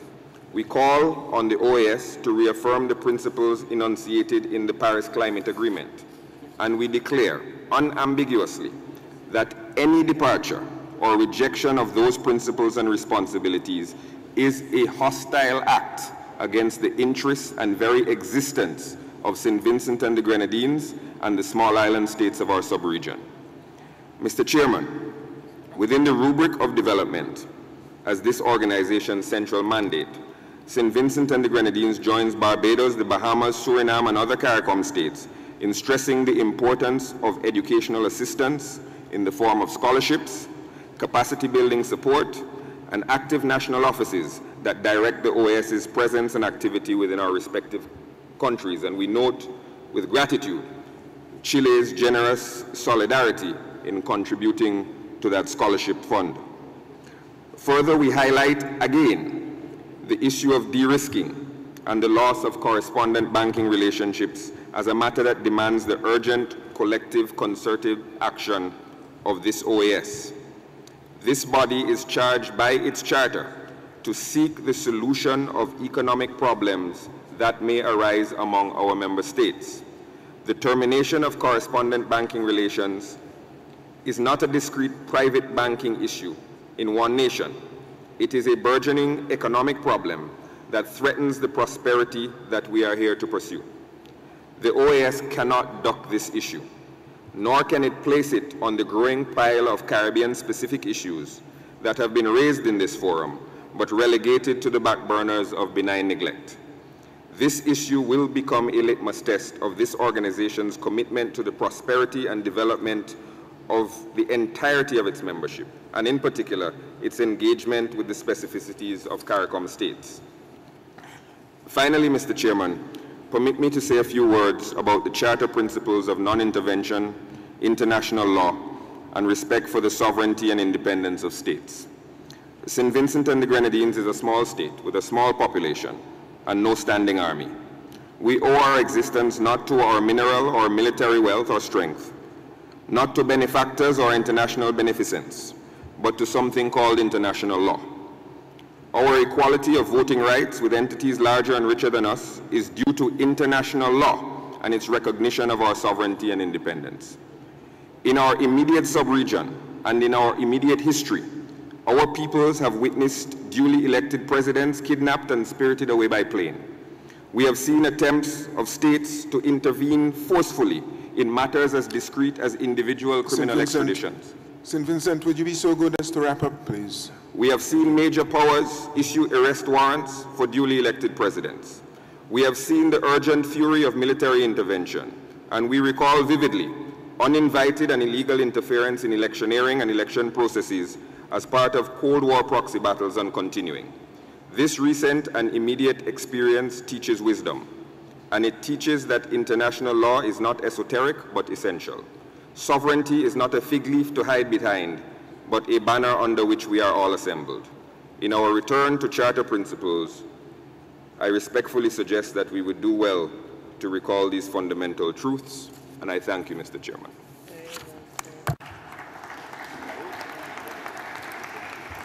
I wish to thank St. Vincent for his statement. I wish also to announce that the dialogue with the observer states that had been postponed from yesterday due to the meeting of the consultation of foreign ministers is about to start upstairs in the same room in which it was scheduled for yesterday. Thank you. Ministre de Haïti, vous avez la parole. Monsieur le Président, Monsieur le Secrétaire général, Monsieur le Secrétaire général adjoint, Mesdames, Messieurs les ministres, Mesdames, Messieurs, je voudrais tout d'abord vous présenter les plus vives félicitations pour votre élection à la présidence de la 47e session ordinaire de l'Assemblée générale de notre organisation. Je vous félicite également pour la manière éclairée et empreinte de sagesse dont vous conduisez nos séances de discussion. Aussi, voudrais-je adresser mes remerciements au peuple et au gouvernement mexicain pour l'accueil chaleureux qui nous a été réservé depuis notre arrivée ici. Monsieur le Président, l'Assemblée générale de l'organisation se tient à un moment où les principes et les valeurs consacrées dans la Charte sont devenus plus actuels que jamais. C'est à leur aune que nous devons apprécier les situations et prendre les initiatives visant à apporter des solutions aux problèmes qui affectent notre région. À cet égard, il est réconfortant de constater que tous les États membres de l'organisation restent attachés aux principes démocratiques définis dans notre charte commune et qu'à cet effet, les missions d'observation électorale susceptibles d'accompagner l'alternance démocratique dans le cadre de la démocratie représentative dans la région accomplissent bien leur mandat. Dans ce cadre, nous ne pouvons que nous enorgueillir du renforcement de la démocratie représentative en Haïti. Comme vous le savez, il y a eu une période d'élection en plusieurs étapes dans mon pays. Cependant, avec l'accompagnement de l'OEA et dans le respect du principe de notre souveraineté, nous avons pu trouver nous-mêmes un consensus national qui a abouti à un dénouement heureux du processus. Ainsi, la lutte menée en faveur du respect des principes de l'État de droit a permis à son Excellence, M. Jovenel Moïse, président de la République, d'être élu dans le cadre d'élections crédibles tenues dans le pays l'année dernière. La République d'Haïti offre aujourd'hui un bel exemple de la manière dont une crise politique quelconque au sein d'un État membre devrait être abordée, c'est-à-dire par les acteurs nationaux eux-mêmes, avec le soutien de l'organisation, mais sans interférence ni ingérence. Nous exhortons donc l'OEA à faire de même en ce qui concerne la situation au Venezuela. Nous appelons de toutes nos forces au dialogue fraternel et à la concertation entre les acteurs vénézuéliens eux-mêmes en vue d'arriver à un consensus national. Monsieur le Président, Haïti est sur la voie de la stabilité et du développement. Dans la foulée de sa récente victoire, le chef de l'État haïtien a mis en place un gouvernement dynamique qui travaille au renforcement des institutions démocratiques et à l'amélioration des conditions de vie de la population. Nous accordons une importance toute particulière à la mise en œuvre des objectifs de développement durable, avec un accent particulier sur la sécurité alimentaire et l'éducation. Pour marquer cette volonté, un programme de relance de la production agricole appelé Caravane du changement, s'étendant à tous les départements géographiques du pays, a été lancé par le chef de l'État le 1er mai 2017, en vue de remettre en valeur des dizaines de milliers d'hectares de terres agricoles non exploitées jusqu'à présent. La protection de l'environnement et la lutte contre le changement climatique occupent également une place de choix dans la politique du gouvernement. En ce sens, l'accord de Paris a été ratifié par le Parlement. Nous avons bon espoir que le pays pourra bénéficier du financement et de l'accompagnement nécessaires à la mise en œuvre des engagements pris pour une réduction des émissions de gaz à effet de serre. De même, le gouvernement haïtien se réjouit du renouvellement de l'engagement des États en faveur du cadre d'action de Sendai pour la réduction des risques de catastrophe. Il salue le succès de la réunion de haut niveau de la plateforme mondiale pour la réduction des risques de catastrophe, dans l'objectif d'établir une meilleure gestion des risques. C'est une question à laquelle le gouvernement haïtien accorde beaucoup d'importance, vu que chaque année, les catastrophes naturelles, en engendrant des pertes économiques énormes, affectent les progrès dans l'atteinte des objectifs de développement durable. La lutte contre la corruption occupe également une place très importante dans l'action gouvernementale, dans la mesure où ce phénomène constitue une entrave à la bonne marche des institutions publiques, à la bonne gouvernance, à la démocratie et au développement économique du pays. Le gouvernement du président Moïse s'est engagé à cet effet à mener une lutte sans merci contre ce fléau en demandant plus de transparence et plus de contrôle dans les actes de l'État. Aussi, la loi sur l'organisation et le fonctionnement de l'unité centrale de renseignement financier vient-elle d'être amendée et promulguée pour permettre aux institutions de se moderniser et de mieux fonctionner, garantissant ainsi la stabilité financière dans le cadre de la lutte contre le financement du terrorisme et le blanchiment des capitaux. Monsieur le Président, plus que jamais, les migrations font partie de la réalité de notre époque. Elles ont un impact positif à la fois sur l'économie des pays d'accueil comme sur celle des pays d'origine. Les experts s'accordent à reconnaître que les transferts de fonds des ressortissants des pays en développement, notamment des pays de notre région, peuvent constituer un apport intéressant pour la mise en œuvre des objectifs du développement durable. Aussi, devons-nous avoir une concertation régionale sur la question migratoire. Au cours des dernières années, les fonds des migrants haïtiens ont contribué à environ 30 à 35% du produit intérieur brut du pays, loin devant l'aide publique au développement. Voilà pourquoi nous voudrions profiter de cette occasion pour remercier les pays amis de la région qui accueillent les migrants haïtiens dans le respect des principes du droit international. Nos remerciements vont tout spécialement au Mexique pour sa politique d'accueil envers les quelques milliers de migrants haïtiens qu'il vient d'accepter de régulariser et d'insérer sur le marché du travail. Nous souhaitons, dans la même foulée, remercier tous les pays de la région qui sont pour les migrants haïtiens autant de terres d'accueil. Monsieur le Président, permettez-moi de revenir un court instant sur le thème de la 47e session ordinaire de l'Assemblée générale. Renforcement du dialogue et de la concertation au service de la prospérité. Je voudrais à cet égard souligner que nous ne devons jamais oublier que le dialogue est la voie royale pour atteindre nos objectifs communs dans la région. Sans le dialogue, il n'y a pas de paix possible. Sans le dialogue, la démocratie n'a pas de boussole. Et sans le dialogue, la sécurité et le développement ne peuvent être des objectifs viables. Pour ce qui concerne la concertation, nous ne devrions faire l'économie d'aucun effort pour y parvenir.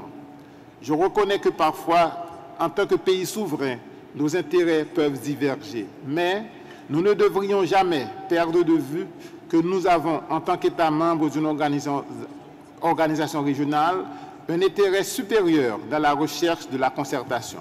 C'est dans cette perspective que je voudrais dire, au nom du gouvernement haïtien, qu'il est de la plus haute importance pour la région que nous entamions une réflexion sur le système institutionnel de l'OEA. L'OEA a besoin non seulement d'une vision stratégique écrite, mais également la mise en œuvre de changements institutionnels en profondeur en vue d'adapter l'organisation aux nouveaux impératifs politiques et économiques de notre hémisphère et aux nouvelles réalités d'un monde en constante mutation.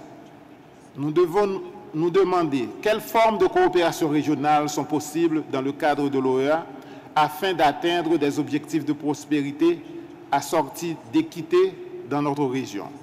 La tâche est immense, mais c'est précisément pour cette raison que nous devons nous y atteler avec la plus grande ferveur. Par ailleurs, Haïti appuie les recommandations de la Commission interaméricaine des droits de l'homme, notamment celles relatives à l'apatridie. C'est dans ce sens que la Convention des Nations Unies sur la réduction des cas d'apatridie et celle sur le statut des apatrides... Monsieur le ministre, pouvez-vous conclure, s'il vous plaît? Je vais conclure. Et celles sur le statut des apatrides ont été ratifiées par le Parlement haïtien. Enfin, en vue de répondre aux défis sécuritaires qui peuvent se présenter suite à la fin du mandat de la mission des Nations Unies pour la stabilisation en Haïti, MINUSTAH, le gouvernement travaille sans relâche au renforcement de la police nationale d'Haïti et à la consolidation d'une force de défense nécessaire en cas de catastrophe naturelle, tant et également pour la surveillance des frontières terrestres et maritimes. Monsieur le Président, permettez-moi de conclure en remerciant à nouveau le gouvernement et le peuple du Mexique pour leur hospitalité, tout en formant le vœu que nos travaux aboutissent à des actions concrètes au bénéfice de la région dans son ensemble. Je réitère l'attachement de la République d'Haïti à l'Organisation des États américains. Merci.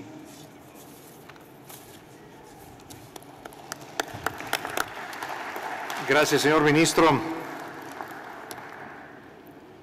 Tiene la palabra Colombia. Gracias, señor canciller. El gobierno de Colombia quiere agradecer la hospitalidad y generosidad de su gobierno. Nos sentimos en nuestra casa. Muchas gracias por el esfuerzo para organizar esta gran asamblea de la Organización de Estados Americanos. El tema central escogido para esta versión de la Asamblea, fortaleciendo el diálogo y la concertación para la prosperidad, es acertado no solo para el momento que vive el hemisferio, sino también para la coyuntura que vive mi país. Colombia entiende el diálogo como el único camino hacia la prosperidad y recoge con interés las propuestas de México relativas a los 4 temas de mayor trascendencia que ya han sido mencionados previamente. Colombia considera relevante la importancia del diálogo en el que se empeñó el gobierno colombiano desde hace varios años, momento en el cual se iniciaron formalmente las negociaciones de paz entre el actual gobierno y la guerrilla de las FARC. Apreciados amigos, colegas, cancilleres, los buenos resultados de este proceso se han dejado ver en materia de seguridad, observando que para el año 2016 la tasa de homicidio es la más baja en el país en 41 años. Los casos de terrorismo han disminuido en igual o mayor proporción. El secuestro es el más bajo en toda la historia del país en el mismo periodo. El gobierno de Colombia también quiere resaltar que hemos hecho permanentemente una mejora en el índice humano de desarrollo. En este mismo sentido, y como consecuencia directa del acuerdo de paz firmado, no solo se empezó a poner fin a más de 5 décadas de dolor, sino que, más importante aún, se empezó a escribir una página en la historia nacional, la del posconflicto. A partir del día de hoy, como les comentaba ayer a los señores cancilleres, señoras cancilleres, el grupo armado de las FARC deja de existir en Colombia. Quiero también aprovechar esta oportunidad para agradecer a la Organización de Estados Americanos, especialmente a la MAP-OEA, su participación en el posconflicto y en garantizar una paz estable en mi país. Como es de conocimiento de todos, la permanencia de la MAP se extendió a través de un protocolo hasta el 31 de diciembre del próximo año. La presencia de la MAP-OEA, trabajando todos los días para apoyar nuestro proceso de construcción de paz a través del diálogo y la concertación, es fundamental, y por ello el gobierno del presidente Santos aprovecha esta oportunidad para reiterarles a todos ustedes nuestro sincero agradecimiento. Otro tema muy importante para Colombia es el desminado. Aquí, en este punto, también queremos agradecer al Programa de Acción Integral contra Minas Antipersonal, AIMA-OEA, que ha estado presente en Colombia desde el año 2003, fortaleciendo nuestra capacidad en materia de desminado humanitario, guiando a nuestros operadores en la limpieza y remoción de minas antipersonal, destrucción de arsenales, educación en el riesgo, asistencia a víctimas y control de calidad. Como último punto, Colombia no puede dejar pasar la oportunidad para hablar de un tema trascendental para el hemisferio: la democracia. Todo lo anteriormente dicho respecto del diálogo como herramienta fundamental para la prosperidad y con el proceso de paz de mi país como ejemplo perfecto de tal herramienta, tiene como compromiso nuestro convencimiento absoluto de la importancia del respeto de la democracia. Cada uno de estos principios convierten a la democracia en una forma de gobierno que asegura y promueve el reconocimiento de derechos humanos, haciendo evidente la relación de compatibilidad entre los gobiernos democráticos y los países en los que las personas pueden gozar plenamente de sus derechos y ejercerlos basados en el reconocimiento de la dignidad humana. En este orden de ideas, los Estados son los primeros llamados a salvaguardar la democracia. La OEA no puede ser indiferente al estado de la democracia en el continente. La OEA debe contribuir permanentemente con el cumplimiento de este objetivo, que pasa por el fortalecimiento de los distintos mecanismos de protección y protección de los derechos humanos en el hemisferio. De allí la importancia de nuestro sistema interamericano de derechos humanos. No puedo dejar pasar esta oportunidad, como lo mencionaba antes, para hacer algunas reflexiones sobre la hermana República Bolivariana de Venezuela. A nosotros nos interesa sobremanera Venezuela. Quiero compartir con ustedes una estadística muy importante, y es que diariamente por todos los puestos fronterizos de Colombia cruzan aproximadamente 23.000 venezolanos. Es decir, nos duele, nos afecta y queremos ayudar. Desde hace años el gobierno de Colombia ha buscado de una manera constructiva y prudente contribuir para que los venezolanos resuelvan sus diferencias y lleguen a acuerdos que les permitan dar solución sostenible a la crisis actual. Creemos que debemos perseverar en la búsqueda de un acuerdo nacional que les permita a todos disminuir los grados altísimos de polarización y la intolerancia. Hablamos desde la experiencia. Colombia durante 5 décadas fue un sitio donde tuvimos y estamos todavía cultivando la tolerancia.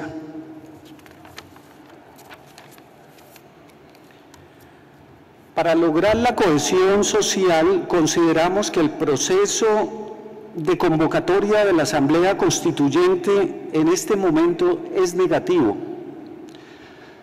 Esta convocatoria no ayuda a lo que todos queremos, y es una solución negociada. Le hace daño a ese propósito que todos queremos. Nuevamente, el gobierno de Colombia hace un llamado al gobierno venezolano para proteger a la población civil.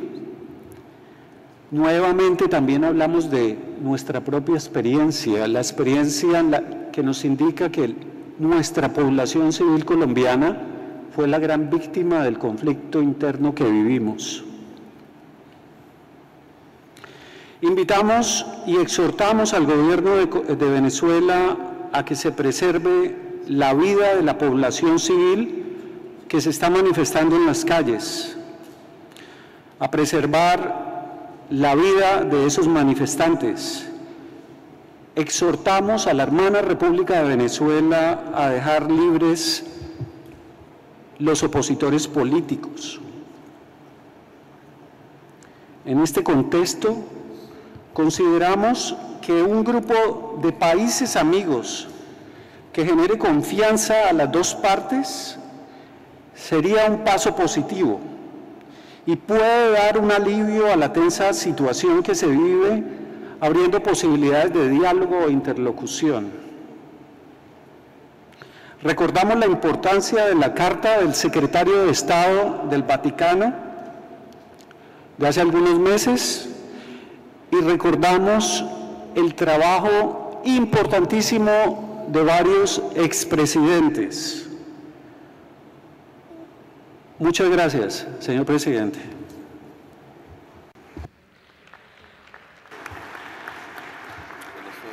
Muchas gracias, señor viceministro. Micrófono Venezuela, ¿con qué objeto, señor representante? Es una réplica, por favor, señor presidente. Concedida, señor representante. Muchas gracias. Lamento tener que tragarme mis propias palabras, porque en verdad tenía toda la intención de no contestar, pero la provocación es demasiada. Voy a tener que incluso tragarme la instrucción que me dio la propia canciller de no contestar, pero es que demasiado. Lo siento, señor presidente, y lo siento por el público que tiene que... Pero si no hubiera tocado el tema de Venezuela, no uso su tiempo en esto. Mire, esta discusión ya la hemos ensayado varias veces. Los argumentos y los escenarios, los momentos, y sobre todo en el caso de la República de Colombia. Y en otras circunstancias, yo mismo dije que la República de Colombia y la República Bolivariana de Venezuela son hermanos siameses. Nacimos con el mismo origen, tenemos el mismo destino, tenemos una dinámica intrínsecamente relacionada. Lo que pasa en Colombia afecta en Venezuela, lo que pasa en Venezuela afecta en Colombia, y por eso es terrible tener que escuchar de parte de un representante de la República de Colombia expresiones como la que ha dicho, totalmente intervencionistas y muchas de ellas falsas. Le voy a dar un ejemplo. El señor representante de Colombia dijo que cruzan 23.000 personas la frontera hacia Venezuela, de Venezuela a Colombia diariamente, lo cual es no solamente cierto, de incluso creo que son muchos más, pero lo que no terminó de decir es que esas personas van y vienen, van a Colombia y regresan a Venezuela, como decenas de miles de colombianos cruzan hacia Venezuela y se devuelven a Colombia diariamente, porque esa es la dinámica que ha existido entre nuestros países desde hace más de 300 o 400 años, incluso antes de que existieran esas fronteras. Incluso hay un pueblo, el pueblo Guayú, que vive exactamente sobre la frontera entre Venezuela y Colombia, que ni siquiera reconoce la frontera entre Venezuela y Colombia porque se reconocen como una nación independiente de los gobiernos de Bogotá o Caracas. Es decir, es un dato que, sin decir lo que estoy diciendo, hubiera escuchado el público que no conoce que hay 23.000 venezolanos huyendo todos los días hacia Colombia, lo cual es absolutamente falso, además un poco ridículo. Con esto lo que quiero decir es que si tuvieran más cuidado en las cosas que dicen y sin repetir un guión, que es el que ya hemos escuchado en otras partes, nosotros hubiéramos pensado que hay un grado de sinceridad en lo que está diciendo y que realmente hay buena intención. Pero cuando el jefe del señor representante de Colombia, el propio presidente Santos, dijo públicamente hace un mes que él esperaba una transición pacífica en Venezuela, es decir, que saliera el presidente nuestro pacíficamente y rápidamente también, entonces entendimos que eso no era lo que estaba proponiendo.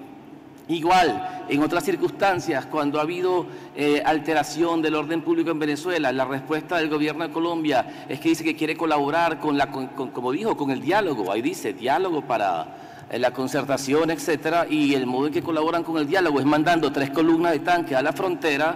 Nos parece precisamente que ese es el modo más eficaz de colaborar con el diálogo en Venezuela. Con todo esto lo que quiero decir, señor presidente, es que hay un doble discurso, en la práctica una cosa y aquí en estos foros otra, y quien realmente lo crea se engaña. Esto no es la verdadera modo de resolver los problemas venezolanos. Y yo le hago un llamado al señor representante de Colombia a que en verdad, si tiene intención de colaborar con Venezuela, como nosotros lo hemos hecho tantas veces con la situación de Colombia, con la autorización y permiso siempre del gobierno colombiano, y todavía lo seguimos haciendo, que no se una al coro del país más importante o más poderoso de esta región, que ha decidido derrocar al gobierno venezolano con toda una serie de artimañas que ya han sido ensayadas en otros países y nosotros tenemos que rechazar. Eso es simplemente lo que quería. Creo que lo hago de manera aclaratoria para el público que nos escucha y no tanto para el que emitió la opinión. Muchas gracias, señor presidente. Gracias. Quiero, antes de dar la palabra al señor canciller de Belice, hacer un recordatorio de que la reunión con observadores está ya en curso y pedirle a los señores jefes de misión que puedan enviar representantes o integrantes de su delegación a participar en esta en esta reunión. Es importante el diálogo con los observadores permanentes y en este momento todavía había muchos lugares vacíos en las sillas de los Estados miembros en esta reunión. Agradeceremos mucho su colaboración al respecto. Ahora sí, señor Canciller Ellington, Belice tiene la palabra.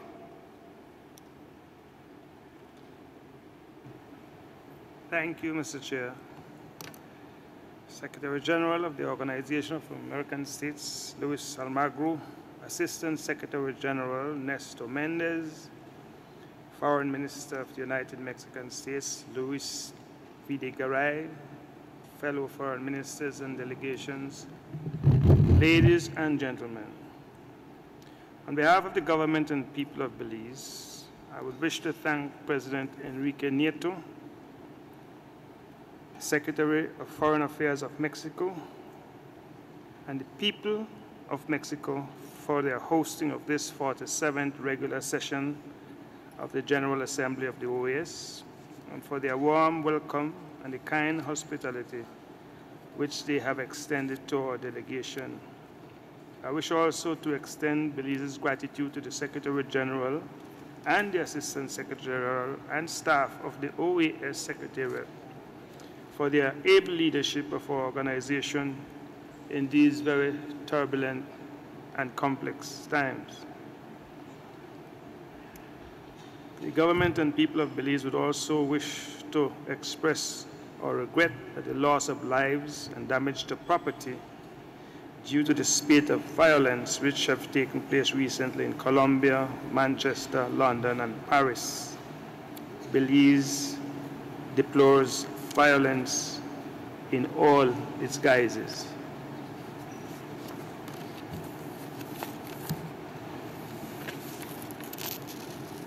Mr. President, as I listened to the insightful interventions today, some very personal and passionate, others more measured, I discerned that they all offered the earnest hope that what was said would in some way conduce to the betterment of the citizens of our hemisphere and of this organization in particular.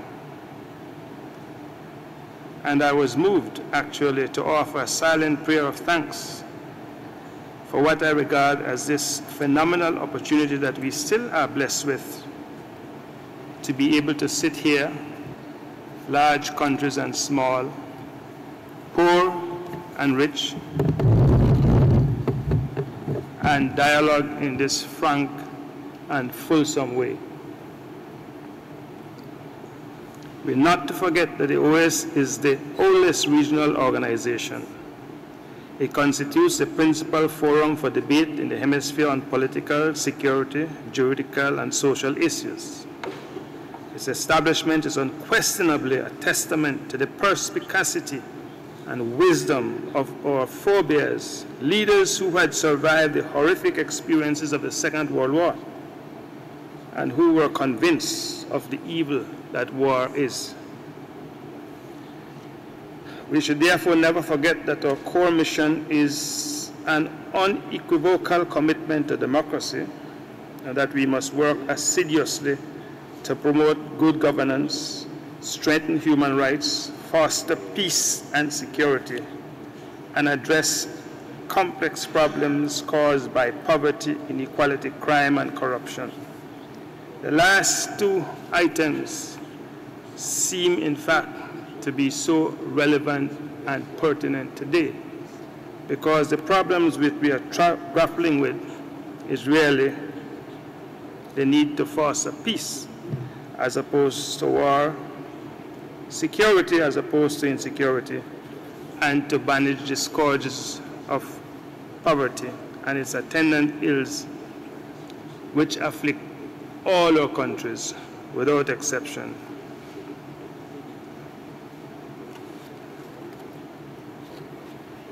The establishment of the OAS some 69 years ago was unquestionably impelled by the horrors of war and the desire to find pacific ways of resolving our disputes in the hemisphere. Our hemisphere and this OAS is no stranger to civil disorders within and between member states.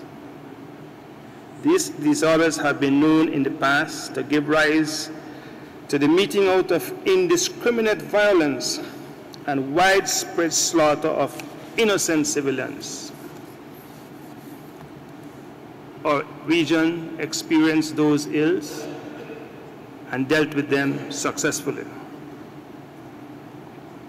Indeed, since the 1990s, our region has been relatively free from developments of this type, the type that is now taking place in Venezuela.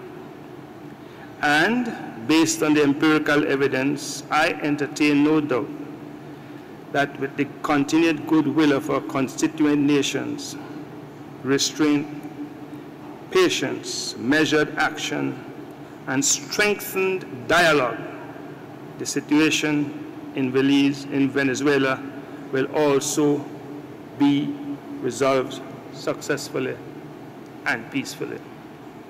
This too is a phase which I believe will also pass. I would therefore wish to urge leaders present here today not to make the mistake of blowing this impasse in Venezuela out of proportion. Indeed, what is now transpiring in Venezuela is a far cry from the atrocities and tragedies unfolding in the Middle East and North Africa, to name but two of the hot spots in the world today. And indeed, these atrocities have been going on for many years now. There seems to be no end in sight to them. In my humble opinion, the citizens of Venezuela must be afforded the time to develop the necessary trust and confidence which is so badly needed at this time, both in themselves, in their institutions, and in those countries and organizations that are offering themselves as peacemakers. The need for trust is paramount. Without trust and confidence, the lasting peace which the citizens of Venezuela need and deserve will remain elusive. It is our view that the initiative must come from the Venezuelans to solve their problems, and that we should do all in our power to assist them so to do. But ultimately, they alone can be the masters of their destiny. Mr. President, I would wish just very briefly to touch on a few issues which I think are perhaps far more serious threats to our region than the Venezuelan situation. And to that, I refer to the whole question of not only the climate change, but also to the backlash from things like globalization, the communication revolution, the digital revolution,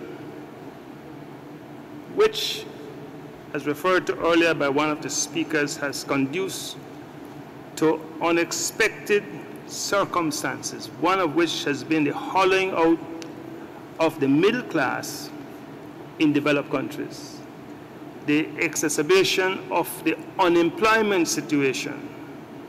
And this has, in fact, conduced to very negative responses, xenophobia, racism, an increase in hate crimes, an increase in a tendency seemingly towards isolationism, a resolve to seal borders, to keep out those who are seen as threats, economic threats, in these very uncertain times. Indeed, I think it is of the utmost importance for our organization to give very serious thought to the consequences of the sealing of the borders between the United States and Mexico. The sealing of those borders seem very imminent based on what we have been told in a recent conference in Florida. But that border, those borders have in fact in the past served as escape valves for pressures which in fact were impacting the region. When those borders are sealed, given the increased dangers we now face... Minister, please conclude. Yes. Thank you. Yes, Mr. Chair.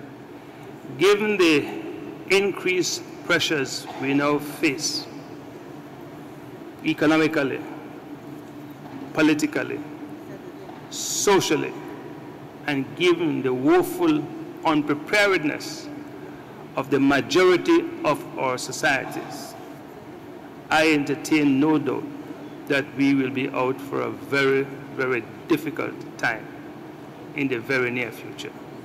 To that end, I would urge that we seek to concentrate our efforts on those genuine problems and that we maintain our calm and our equilibrium in dealing with the internal problems which we have not experienced since the 90s, but which are no strangers to us. I thank you, Mr. Chair.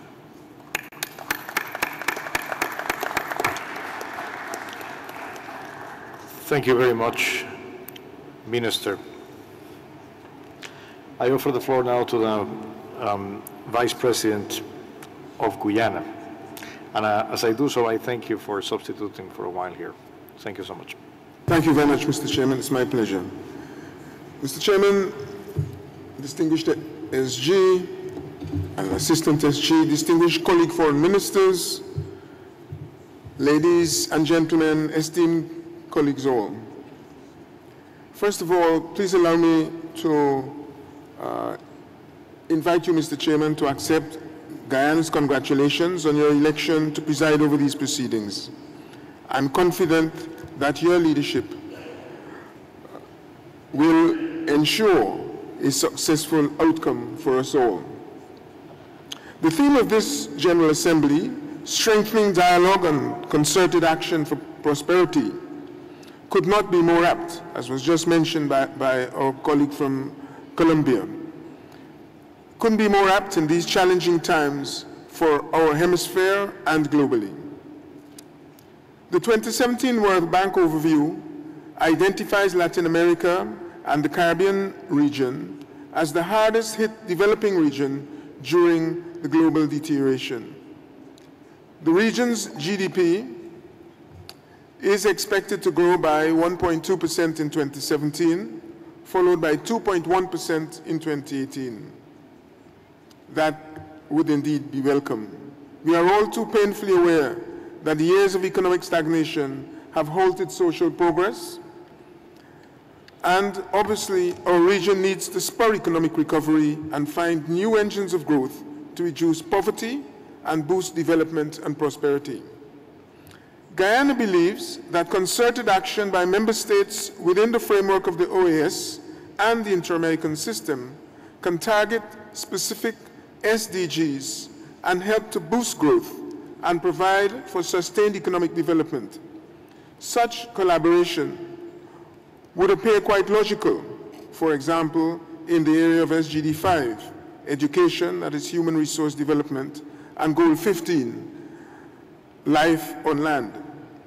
In this respect, we are particularly grateful to our sister CARICOM state, the Bahamas, for its leadership in hosting in February the 9th Inter-American Meeting of Ministers of Education, which resulted in the adoption of the Inter-American Education Agenda, a strategic Inter-American milestone. We are pleased, moreover, to note that the OAS Development Cooperation Fund Program Cycle 2017 to 21 has education as its primary focus for cooperation with member states.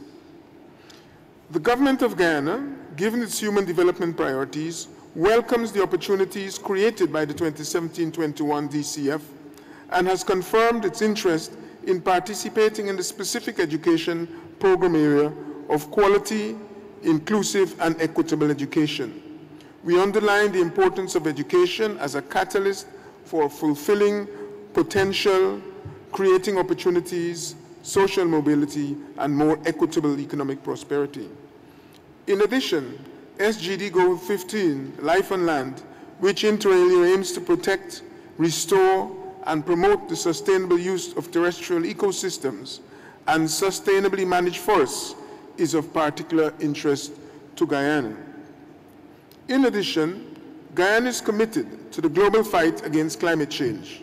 We, along with our CARICOM colleagues, played a leading role in the successful negotiation of the Paris Agreement, and we appeal to all OAS member states to do everything possible to ensure that progress made to date is not rolled back. Guyana is also committed to becoming a green state.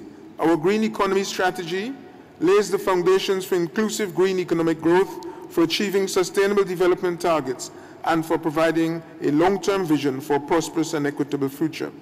The strategy, moreover, aims to reorient and diversify Guyana's economy to reduce reliance on traditional sectors and open up new income and investment opportunities in value-added production and higher growth sectors.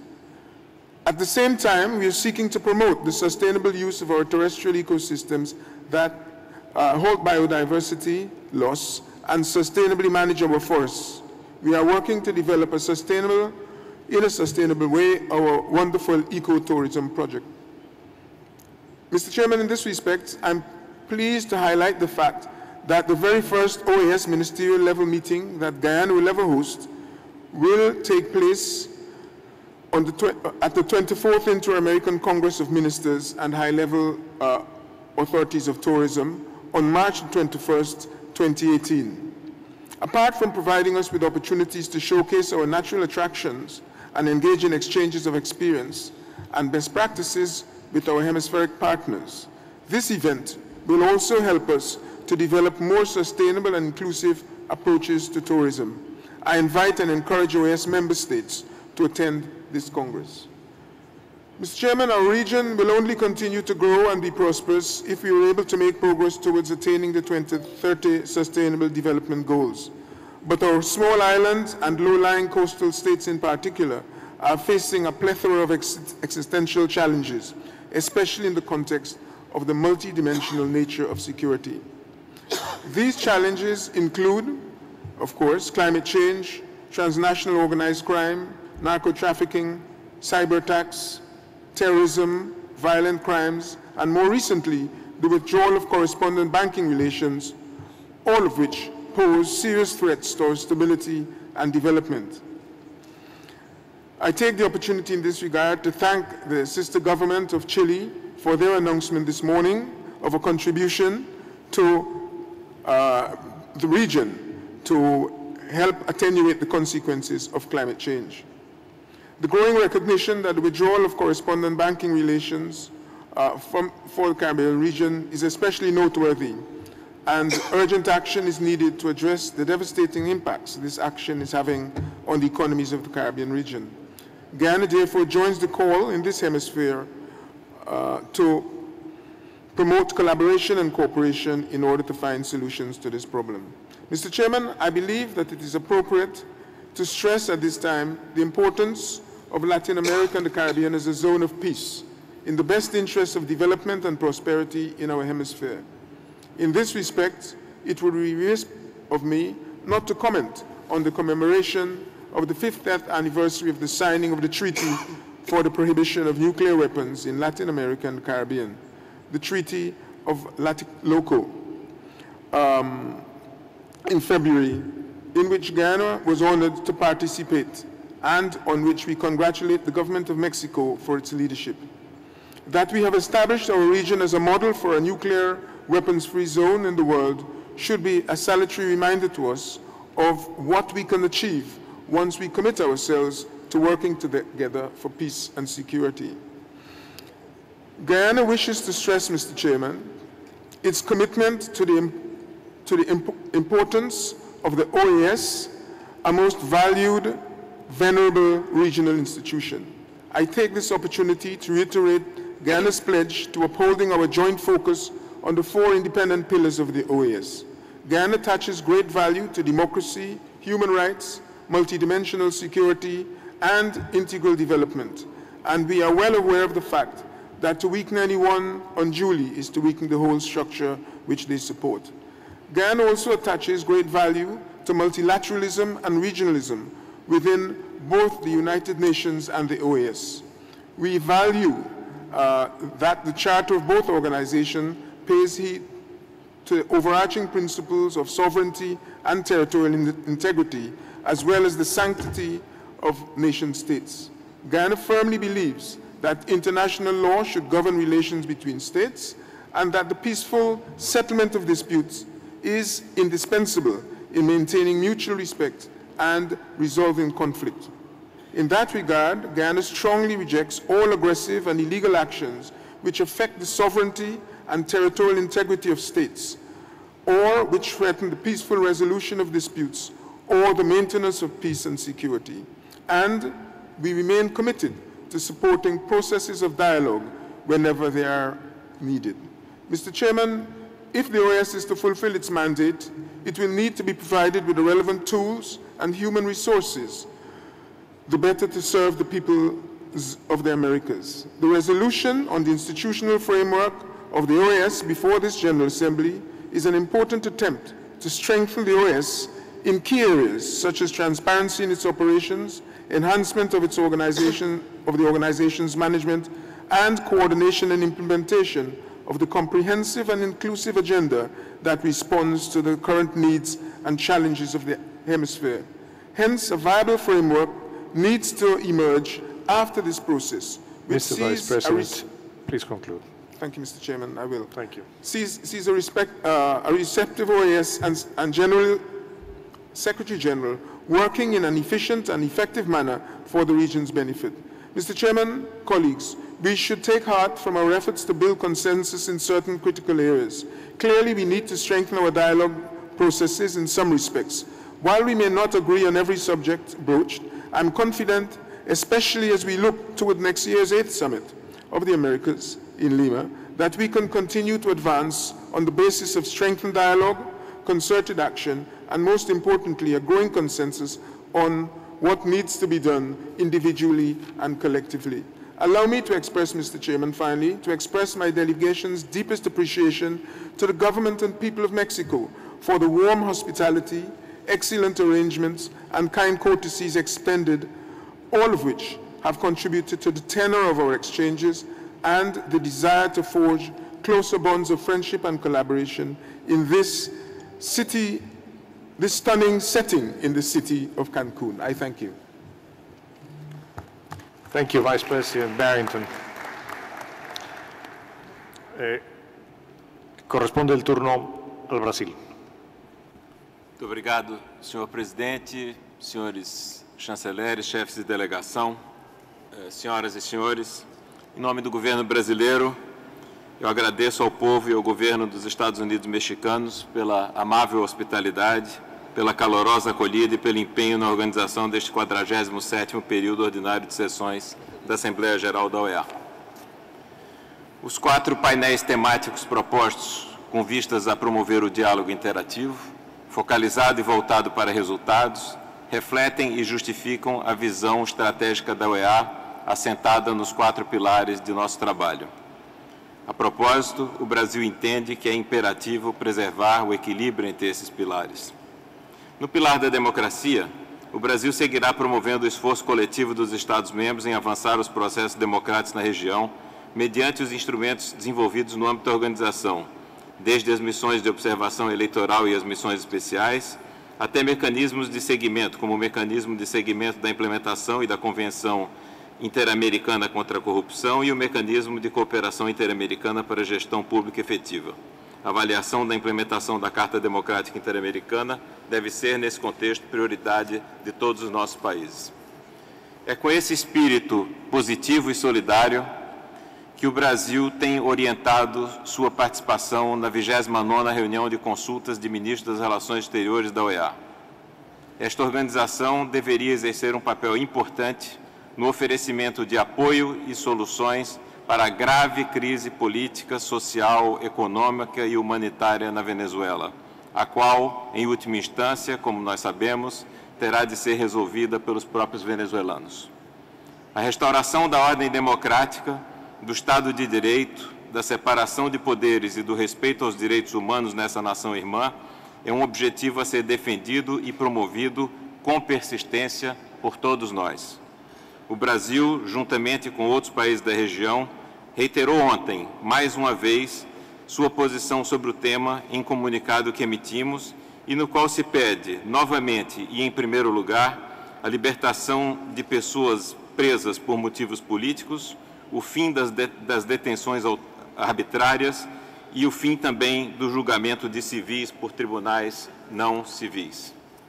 Em relação ao pilar dos direitos humanos, quero reiterar nosso compromisso com o sistema interamericano, sempre ressaltado por nosso relacionamento denso e construtivo com a Comissão e a Corte Interamericana de Direitos Humanos. O Brasil é signatário de todos os instrumentos interamericanos de direitos humanos, defende a universalização do sistema e reconhece o papel histórico da Comissão e da Corte na consolidação de direitos fundamentais no continente. Como exemplo da concretude de nosso apoio ao sistema interamericano de direitos humanos, o governo brasileiro lançou e apoia com grande empenho e máxima prioridade a candidatura da doutora Flávia Piovesan à CIDH. A trajetória da doutora Piovesan, refletida em seu currículo, nossa secretária especial de Direitos Humanos, demonstra sua formação, experiência, independência de pensamento e ação e absoluta devoção à causa dos direitos humanos, a qual ela tem dedicado toda a sua vida. Se eleita, com certeza, ela muito contribuirá para os trabalhos da Comissão. Quanto ao pilar do desenvolvimento integral, o Brasil tem concretizado seu comprometimento com o desenvolvimento do continente, como demonstra o programa de bolsas, resultado da parceria entre a OEA e o Grupo Coimbra de Universidades Brasileiras, que já concedeu mais de 1.800 bolsas para cursos de pós-graduação no Brasil para países da região, correspondendo a um investimento direto e indireto estimado em 89 milhões de dólares em 6 anos, valor correspondente a mais de um orçamento regular da OEA. Destaquem-se também nossos esforços na consolidação da rede de consumo, seguro e saúde, cujo principal foco é o exitoso sistema interamericano de alertas rápidos, que permite compartilhar rapidamente informações sobre produtos de consumo que causam risco à saúde dos consumidores. Tenho a satisfação muito especial de anunciar que o Brasil oferecerá, a partir de agosto próximo e através da Agência Brasileira de Cooperação Internacional, um curso totalmente gratuito para 2 representantes de cada um dos 14 países membros do CARICOM, com vistas à organização, instalação, equipamento e administração de bancos de leite humano nos países daquela região do nosso hemisfério.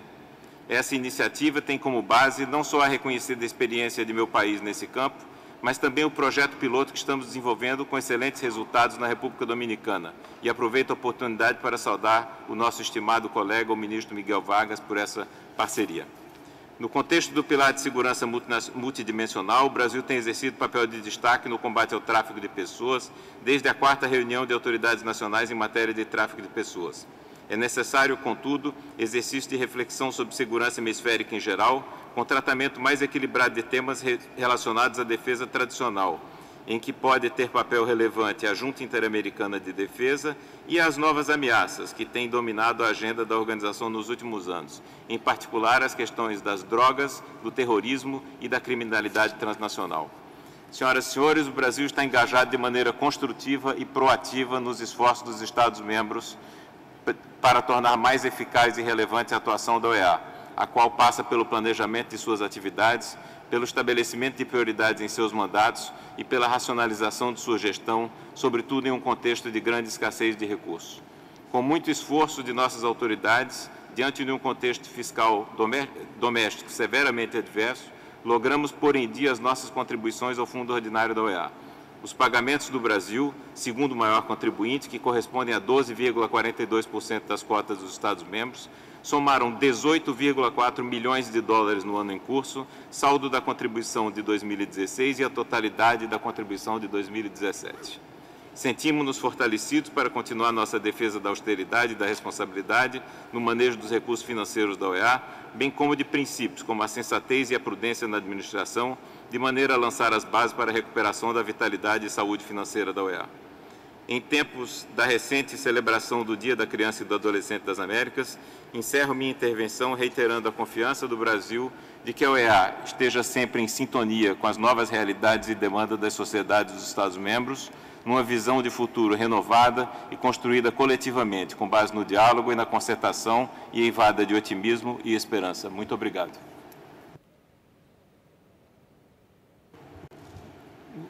Muchas gracias, señor secretario general Becerra. Ofrezco ahora, I offer the floor now to Minister, perdón. Voz para Venezuela, por favor. ¿Con qué motivo? La réplica, señor presidente. Concedida. Muchas gracias. Espero que esta sea la última de hoy y debo repetir otra vez en este ejercicio permanente de argumentación que en el caso del Brasil, que ha repetido los mismos argumentos que casi el resto de los que han atacado a Venezuela en este recinto, nosotros no podemos tomar en serio, señor presidente, ningún argumento de un gobierno que es resultado de un golpe de Estado, lamentablemente. O sea, nosotros estamos convencidos que el presente gobierno de Brasil es el resultado de un golpe de Estado y, más aún, como no es representación de un proceso eleccionario, no representa la voz del pueblo, no hubo elección en Brasil que eligiera las autoridades actuales, nosotros no podemos tomar en serio lo que viene de ahí. El día que Brasil tenga un gobierno electo por el pueblo en elecciones libres y democráticas, nosotros lo tomaremos en serio. Pero esto que está pasando es una farsa. Realmente no podemos tomar en serio un gobierno que nunca ha pasado por una elección que venga a darnos lecciones a nosotros de democracia. Eso es inaceptable. Pero más aún un gobierno que tiene un presidente envuelto en los escándalos de corrupción más grandes de los últimos años en Brasil, viene a darnos lecciones a nosotros. Eso es inaceptable. O sea, yo creo que las barreras de la mínima proporcionalidad de quién viene a dar lecciones a quién, aquí se volaron hace tiempo. Entonces yo no quiero exagerar mucho, ya he tomado mucho de su tiempo. Un gobierno producto de un golpe de Estado, un gobierno que nunca ha sido electo, un gobierno que está el más débil de los gobiernos de Brasil en los últimos años, en los mayores escándalos de corrupción, se para a darnos lecciones. Nada más quiero terminar diciendo, a mí me habían dicho que el representante de Brasil era un hombre de temer, y ahora entiendo al final que es un hombre de temer, lamentablemente. Lo siento mucho. Gracias. Antes de ir con Brasil, quiero desde aquí hacer un reconocimiento y agradecimiento a los equipos de traducción que han estado trabajando sin interrupción desde la mañana, haciendo un esfuerzo muy especial. Así es que a todos los traductores allá, un aplauso.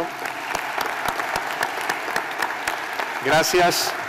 Gracias, porque esta sesión evidentemente ha sido mucho más larga de lo que estaba originalmente previsto y sin el equipo de traducción sería imposible llevar a cabo el debate. Voz para Brasil, por favor. Obrigado, ¿Con qué objeto? Muito obrigado. Para réplicas, presidente. Concedida. Réplica, como dizemos em português. Em primeiro lugar, também as equipes de tradução, o meu pedido de desculpas, porque eu tenho a impressão que Vossa Excelência deve ter se inspirado no fato de que eu falo muito depressa e o que não deve facilitar a vida das equipes de tradução. E por falar em falar depressa e reagir rapidamente, talvez, nesse caso, o representante da Venezuela devesse ter cumprido as instruções de sua chanceler e não intervindo, porque o senhor sabe perfeitamente que não houve nenhum golpe no Brasil e o senhor sabe perfeitamente que a mudança de governo no Brasil se deu num processo constitucional conduzido por instituições independentes que o senhor sabe. Mas eu vou ter que tomar um pouquinho de tempo, presidente. O Brasil escolheu a democracia que é o regime no qual o povo elege os seus caminhos para o desenvolvimento e para a correção dos problemas que todos os países têm. Entre eles, o que o senhor mencionou, o problema da corrupção. No Brasil, aliás, esses problemas, inclusive o problema da corrupção, os problemas só são visíveis e só estão sendo enfrentados porque no Brasil existe democracia. Na Venezuela, os problemas que são visíveis decorrem de que na Venezuela não há democracia. E é nisso que reside a diferença entre o Brasil e a Venezuela de hoje. O Brasil tem uma sociedade livre para se manifestar, para se mobilizar, criticar e cobrar. O Brasil tem uma imprensa inteiramente livre para informar e fiscalizar. O Brasil tem uma polícia livre para investigar quem quer que seja. Na democracia, meu caro delegado venezuelano, na democracia de verdade, ninguém está acima da lei e das consequências do descumprimento da lei. No Brasil, nós temos um Ministério Público livre e forte para investigar e indiciar. No Brasil, nós temos um Poder Judiciário independente, forte e livre para julgar e sancionar. No Brasil, nós temos um Legislativo livre para legislar, debater e fiscalizar. Essa é a descrição do que é verdade e existe no Brasil. E do que, infelizmente, não é verdade e nem existe na Venezuela de hoje. Eu sei que o senhor sabe de tudo isso, mas por dever de ofício, prefere ou é obrigado a manter um discurso desvinculado da realidade. Em síntese, o Brasil, sim, enfrenta problemas, desafios, como todos os países enfrentam, mas os encaminha democraticamente por meio de instituições fortes e independentes. Na Venezuela, ao contrário, a falta de liberdade e de instituições independentes somente agrava os sérios problemas do país e o sofrimento do seu povo.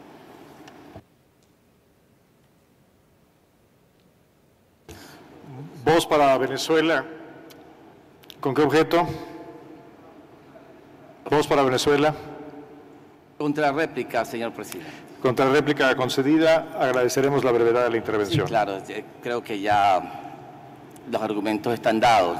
Solo quiero ratificar todo lo que dije, creo que no me equivoqué en nada, estoy repitiendo lo que dicen millones de brasileros. No creo que sea la primera persona en el mundo que haya dicho lo que dije acá, que fue un golpe de Estado, como lo creen millones de brasileros, que el presidente de Brasil es profundamente corrupto, como lo creen millones de brasileros, que ese gobierno no fue electo, creo que es patente, yo no he mentido, y que en Venezuela ha habido más de 20 procesos electorales y creo que tenemos más bien un exceso, y que se ha propuesto, exceso de cada año casi teníamos unas elecciones, y que se ha propuesto una vía electoral para este año, eso también creo que es claro.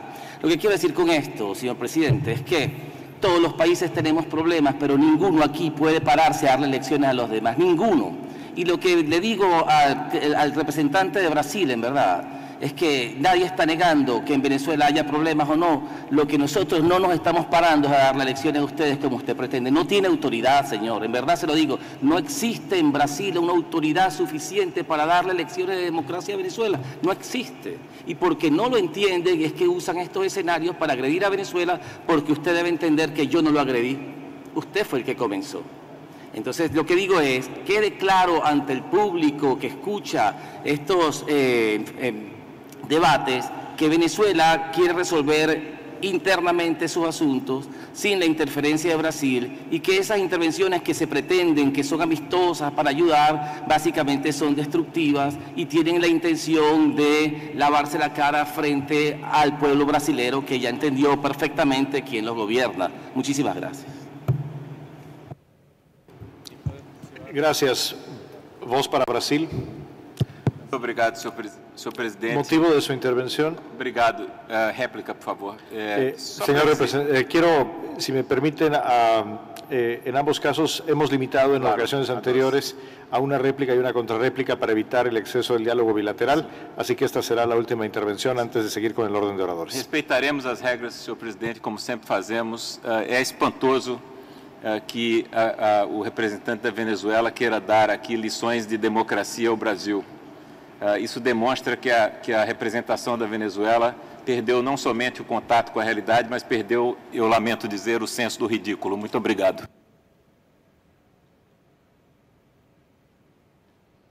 Gracias. Procedemos con la lista de oradores y tengo el gusto de ofrecer la voz a la ministra de Relaciones Exteriores de Jamaica. Mr. President, Assistant Secretary General, colleague foreign ministers and other heads of delegations, distinguished representatives, good afternoon. It is a truly great pleasure to join you all in this beautiful city of Cancun for the 47th regular session of the OAS General Assembly.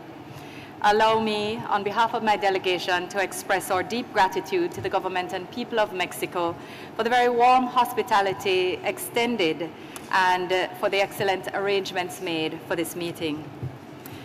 Mr. President, colleagues, our responsibility as foreign ministers to promote the ideals and work of the organization is a challenging one. It requires our collective and sustained commitment to the principles of the OAS Charter and the Inter-American Democratic Charter, to which we have all subscribed. And I wish to underscore Jamaica's commitment thereto. Our engagement on the issues confronting us as a region require that we adopt agreed, principle-based positions on those of common interest and take the time to work in good faith towards achieving consensus on the more difficult ones. We should not be deterred by challenges thrown up, nor should we lose sight of the fact that our deliberations must lead to meaningful outcomes which serve to improve the well-being and prosperity of the peoples of the Americas. Mr. President, the theme for this year's General Assembly is certainly most timely, given our focus as individual member states on improving our economic circumstances, raising the standard of living of our peoples, and protecting their rights through increased engagement and partnership.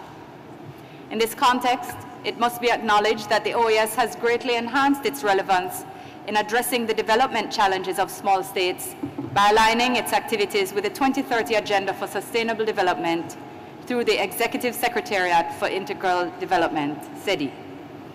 We applaud these efforts as their activities link economic growth, social inclusion, and environmental protection. Furthermore, they consistently seek to employ an integrated approach to vulnerability reduction and resilience building, and involve non-traditional stakeholders such as the private sector and civil society in their programs and activities. Mr. President, we share the view that this mechanism provides us all with opportunities for partnership and concerted action to deliver prosperity, and Jamaica in this context calls on the OAS to ensure that it continues to provide SEDI with the requisite budgetary support. Mr. President, in countries such as ours, inclusive, sustainable economic growth is an essential component of prosperity. We believe that towards that end, we have the opportunity at the OAS to use existing mechanisms that support investment in our youth, specifically in improving their skills to attract higher value investments and more meaningful and decent jobs. Building human capacity and self-reliance through access to higher education are additional reasons to call on the OAS to continue to support its scholarship programs in a meaningful way. And we additionally thank Chile for this afternoon's announcement of its commitment to support this program in a tangible way. Mr. President, we interpret inclusive economic growth to mean employment for our people, real jobs that will improve the quality of their lives. In Jamaica, both in recognition of human aspiration and as an antidote to crime, we believe all our young people must have an opportunity to develop their knowledge, skills, and attitudes. We've therefore sought to streamline our youth training programs while expanding access, and have recently launched a national apprenticeship and service program. We believe, however, that these can be enhanced by increased youth exchange programs between the countries of our region, which will strengthen collaboration, enhance mutual understanding, and reduce language barriers while supporting regional youth development. Mr. President, the OAS also has existing programs to support the growth of MSMEs in order to improve production, facilitate innovation, and enhance competitiveness. These are clear paths to prosperity and should therefore be supported and expanded. There is no need to reinvent the wheel. Mr. President, many of our countries have recorded progress in areas such as democracy, promoting the empowerment and leadership of women, and taking greater care of our most vulnerable citizens. Significant challenges, however, subsist. Some of our countries, including those in the Caribbean, continue to be affected adversely by the middle-income country status designation, based solely on GDP. This designation ignores factors such as high levels of indebtedness and extreme vulnerability to exogenous shocks such as natural disasters, now exacerbated by climate change. This designation therefore hampers access to much-needed funding to spur catalytic growth, address adaptation needs, and to advance our development process. For several middle-income countries such as Jamaica, who are committed to achieving the Sustainable Development Goals, dialogue and concerted action at all levels, including in the regional fora, are of critical importance. It is in this forum of the General Assembly, therefore, that we remind colleagues and partner countries, especially those who sit in fora where we do not, of the reality and impact of this designation, particularly as we seek to reduce our debt and maintain macroeconomic stability. Jamaica also wishes to share in this body that we have been advocating within multilateral fora for recognition of a special designation of countries as highly indebted middle-income countries. The designation would apply to countries who are highly indebted, but which responsibly and faithfully honor their debt, which are poised for real and sustainable economic transition as they have relatively high levels of health and education, but which are unable to emerge from chronic low growth as they must always choose between debt repayment and growth spending. They often always, Mr. President, also lose economic gains due to recurring natural disasters. For these countries, a HIMIC initiative, a highly indebted middle-income country initiative, could be undertaken to focus on facilitation in trade, technology transfer, security, and adaptation support. This is but one proposal for new and concerted action geared at prosperity. Mr. President, colleagues, beyond education, youth development, and economic growth, prosperity certainly entails respect for human rights, the rule of law, and timely justice outcomes, human capital development, debt reduction, fiscal prudence, and social protection for our nation's most vulnerable, including our women, children, and persons living with disabilities. I'm heartened that these noble objectives continue to bind us together in common purpose, and that the OAS, an organization of which Jamaica is proud to be a member, remains committed to support us in the achievement of these goals. I thank you. Thank you very much, Minister Johnson. St. Kitts and Nevis, you have the floor. Mr. President, Ministers of Foreign Affairs, distinguished heads of delegations, representatives of permanent and observer states of the OAS, invited guests. Permit me to express my profound gratitude to the government and the people of Mexico for the very warm welcome to your beautiful country and the world-renowned historic city and famous shores of Cancun. Mr. President, the selected theme for this year's regular session of the OAS General Assembly signals a clarion call to this body to strengthen dialogue, create strategies, and implement solutions for prosperity. These actions must extend beyond lip service if we are to shape this institution into a relevant one that facilitates economic growth and prosperity for the hemisphere. Our theme forces us to confront the question of how we as sovereign nations can create and maintain sustainable economies in light of the pressures we face both internally and externally. I was very pleased that a number of our distinguished colleagues, notably St. Lucia, St. Vincent, and Guyana, focused in their presentations on the determinants of prosperity. That to me is very important. because there must be a focus on goals and objectives, because in the absence of these goals and objectives, there's absolutely no way in which we can measure whether or not we are actually progressing towards prosperity or falling behind. For St. Kitts and Nevis, any conversation linked to prosperity must include development, and in particular sustainable development. It must also embrace capacity building, and through the OAS development pillar in particular, scholarship opportunities. That dialogue in which we are collectively engaged at this assembly serves as a nucleus for engagement to unravel complex questions and to devise workable and pragmatic strategies which at the core are centered around the empowerment of our people.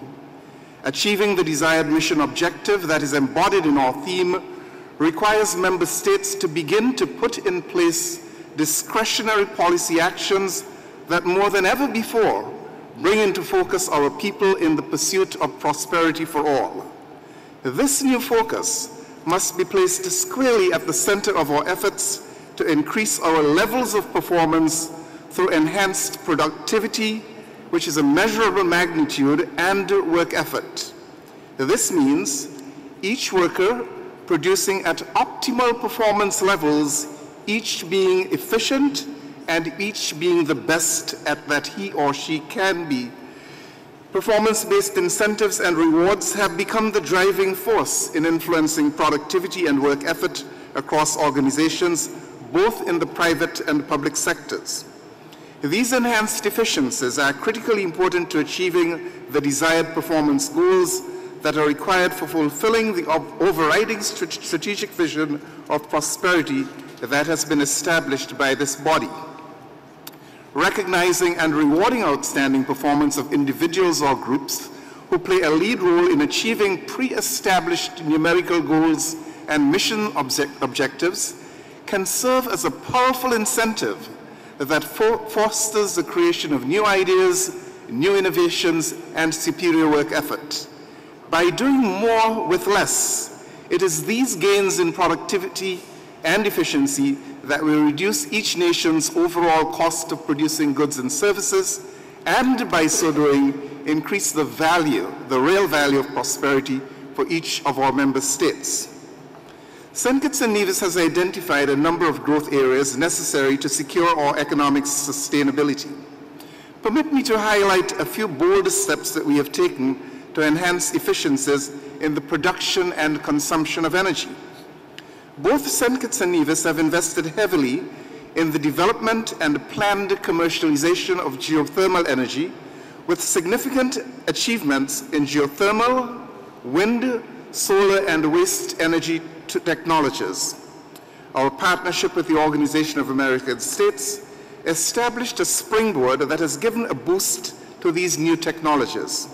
With the support of our energy partners and the United States of America, it is anticipated that Nevis will be a global model of sustainable green energy development by the end of 2018. The resultant cost savings from geothermal are estimated to be between 40 and 50% of our total energy costs, significantly reducing our high energy import bill and reliance on fossil fuels, which is a major contributor, of course, to inflation. Mr. President, my country seeks to reduce its carbon footprint to nearly zero and to ultimately generate fully 100% of its electricity from renewables, making energy affordable and accessible to all of our people while generating employment, business opportunities, and economic advancement, a necessary step to breaking the cycle of poverty and exclusion. Moreover, these efforts will insulate our economy from the exogenous and unpredictable shocks caused by fluctuating oil prices, allowing households to keep more of what they earn. The gravity of climate change to our hemisphere must be prominent in our dialogue. However, it is not just climate change and adaptation and mitigation that are critical, but also disaster response, recovery, and availability of insurance, as many acts of nature have the capacity to undermine our economic growth, threaten our food security, and or vital tourism industry, resulting in hardships for all of our people. I therefore underscore the financial burden on our national budgets to build resilience. Access to global funding mechanisms such as the Green Climate Fund is critical to St. Kitts and Nevis as a small island developing state. Our CARICOM region, and in particular St. Kitts and Nevis, is indeed at the crossroads. Our friendships and tied with a few of our larger OAS neighbors have far too often not been reciprocated in kind. We are subjected to on several fronts to punitive actions which frustrate our aspirations, placing obstacles in our path to progress and prosperity. We are obliged to adhere to a plethora of very damaging oversight regulatory rules imposed against our will by others and which we have had no input in designing. But perhaps the most troubling of all is the recent practice in which a number of commercial banks in our region have terminated their overseas correspondent banking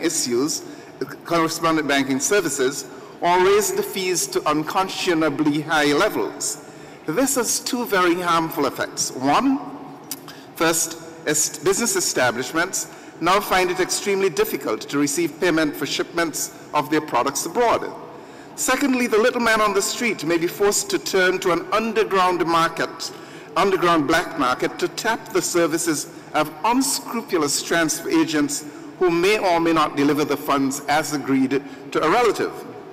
St. Kitts and Nevis has taken several deliberate steps at considerable expense to ensure that we are compliant to the rules imposed upon us by the OECD Global Forum. Although we have been deemed compliant, yet we remain on the pejorative blacklist of a number of the same OECD member states which designed the rules. Permit me to express my country's solidarity with the people of Venezuela and our concerns about the troubling situation that exists. Venezuela has been an exceptional friend to the people of St. Kitts and Nevis and has been critical to our development. It is our desire to see a legal and democratic solution for the people of Venezuela. We continue to call for dialogue, respect for the rule of law, and of the tenets of democracy, and for a peaceful resolution. Our dear friend Venezuela and her people can count on the full support of St. Kitts and Nevis. We are a single family in this, our Americas, and we must act in unison and with alacrity to fashion peaceful solutions to the differences and conflicts which can and will sometimes arise. As hemispheric neighbors, we must share a joint focus on the pursuit of prosperity for all. Our family of 34 nations represent tenacity, an oasis of possibilities for cementing development partnerships and for collaboration and for the sharing of best practices and experiences. Along the way, we must take care in the tone and context of our communication among ourselves. Respect begets respect, and we must ensure always that our OAS is allowed to play its pivotal role as facilitator, mediator, and peacemaker. I thank you very much, Mr. President.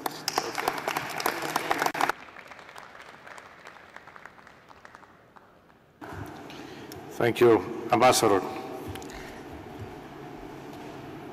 The last shall be first. Dominica. Thank you, Mr. President. Assistant Secretary General, colleague foreign ministers, distinguished delegates, ladies and gentlemen, good afternoon.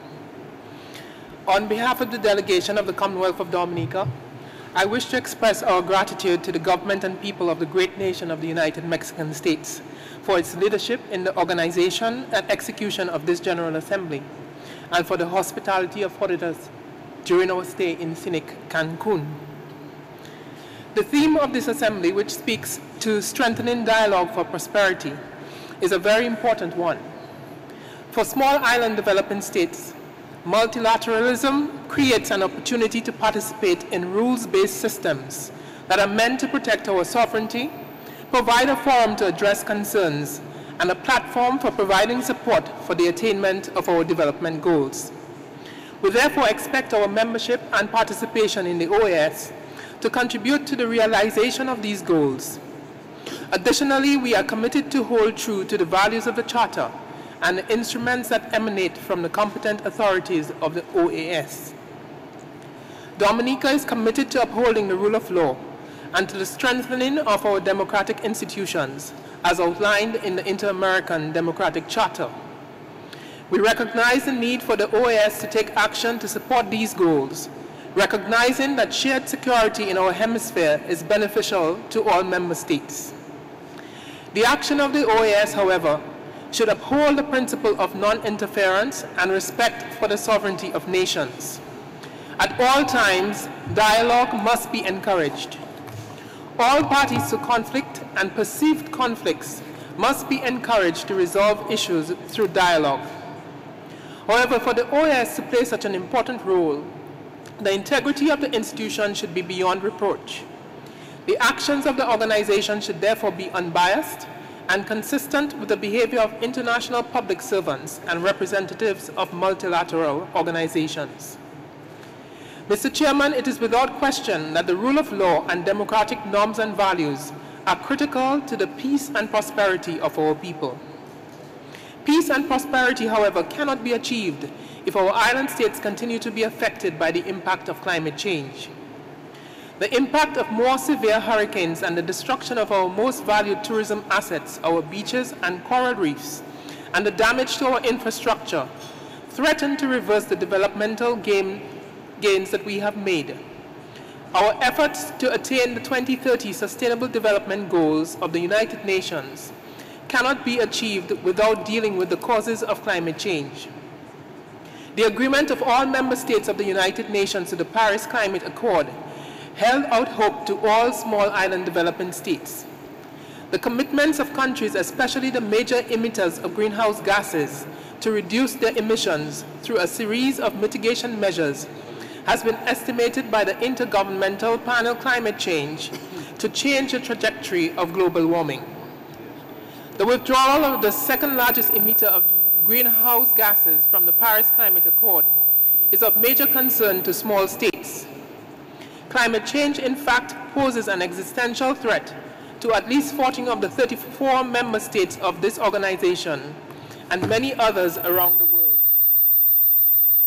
We therefore use this forum to urge the United States of America to reconsider its decision to withdraw from the Paris Climate Accord. Mr. President, we cannot achieve the Sustainable Development Goals set forth in the 2030 Agenda of the United Nations if the impact brought about by climate change, with more severe hydrometeorological events, storms and hurricanes, and severe droughts, continue to negatively impact our efforts at development. Mr. Chairman, over the last few days, we have heard questions posed about the relevance of the OAS. While Dominica recognizes the role that the OAS should play in resolving internal conflicts in member states, that question, however, should not be limited to an evaluation on the ability of the OAS to solve these issues. The relevance of the OAS should also be called to question if it is not meeting the needs of its member states, especially the vulnerable. The silence of the OAS on issues of climate change is deafening. Similarly, one must question the relevance of the OAS in creating a platform to assist member states to achieve their sustainable development goals. The OAS should use its unique role as a hemispheric organization to leverage its position to forge genuine and durable partnerships between and among states. These partnerships could serve as tools to share best practices to enhance competitiveness in businesses, as well as pooling resources for research and development in agriculture, fisheries, and to build resilience to climate change. In our efforts to make the OAS relevant to member states, the focus of the organization should be all-encompassing. We should vigorously pursue the ideals of the Inter-American Democratic Charter to safeguard the gains we have made in strengthening peace and security in our hemisphere. But with the same enthusiasm, we should pursue the development agenda to protect the most vulnerable among us and to implement the social charter for the benefit of all our people in the Americas. Thank you, Mr. Chairman.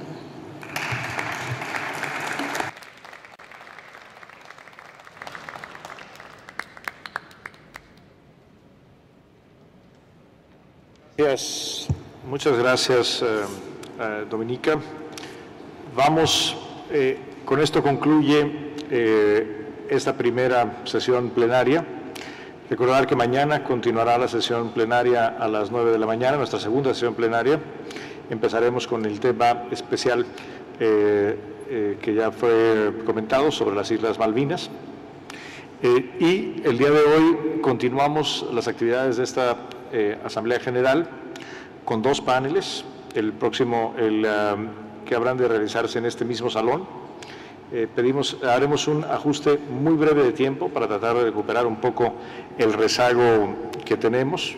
Empezaremos, les pedimos que estén cerca del salón, estimamos que en alrededor de 15 minutos podrá empezar el próximo panel. Y quiero informar a ustedes que los paneles, pido una disculpa para quienes se vean afectados por esto, debido al intenso trabajo de los traductores. En la primera parte del primer panel, será algunos minutos, solamente tendremos traducción en dos idiomas, español y el inglés, para poder dar un descanso al equipo de traducción. Así que en unos minutos, en aproximadamente 15 minutos, estará listo este salón para iniciar el siguiente panel, que es el panel sobre desarrollo integral y prosperidad hemisférica. Muchas gracias a todos. Seguimos.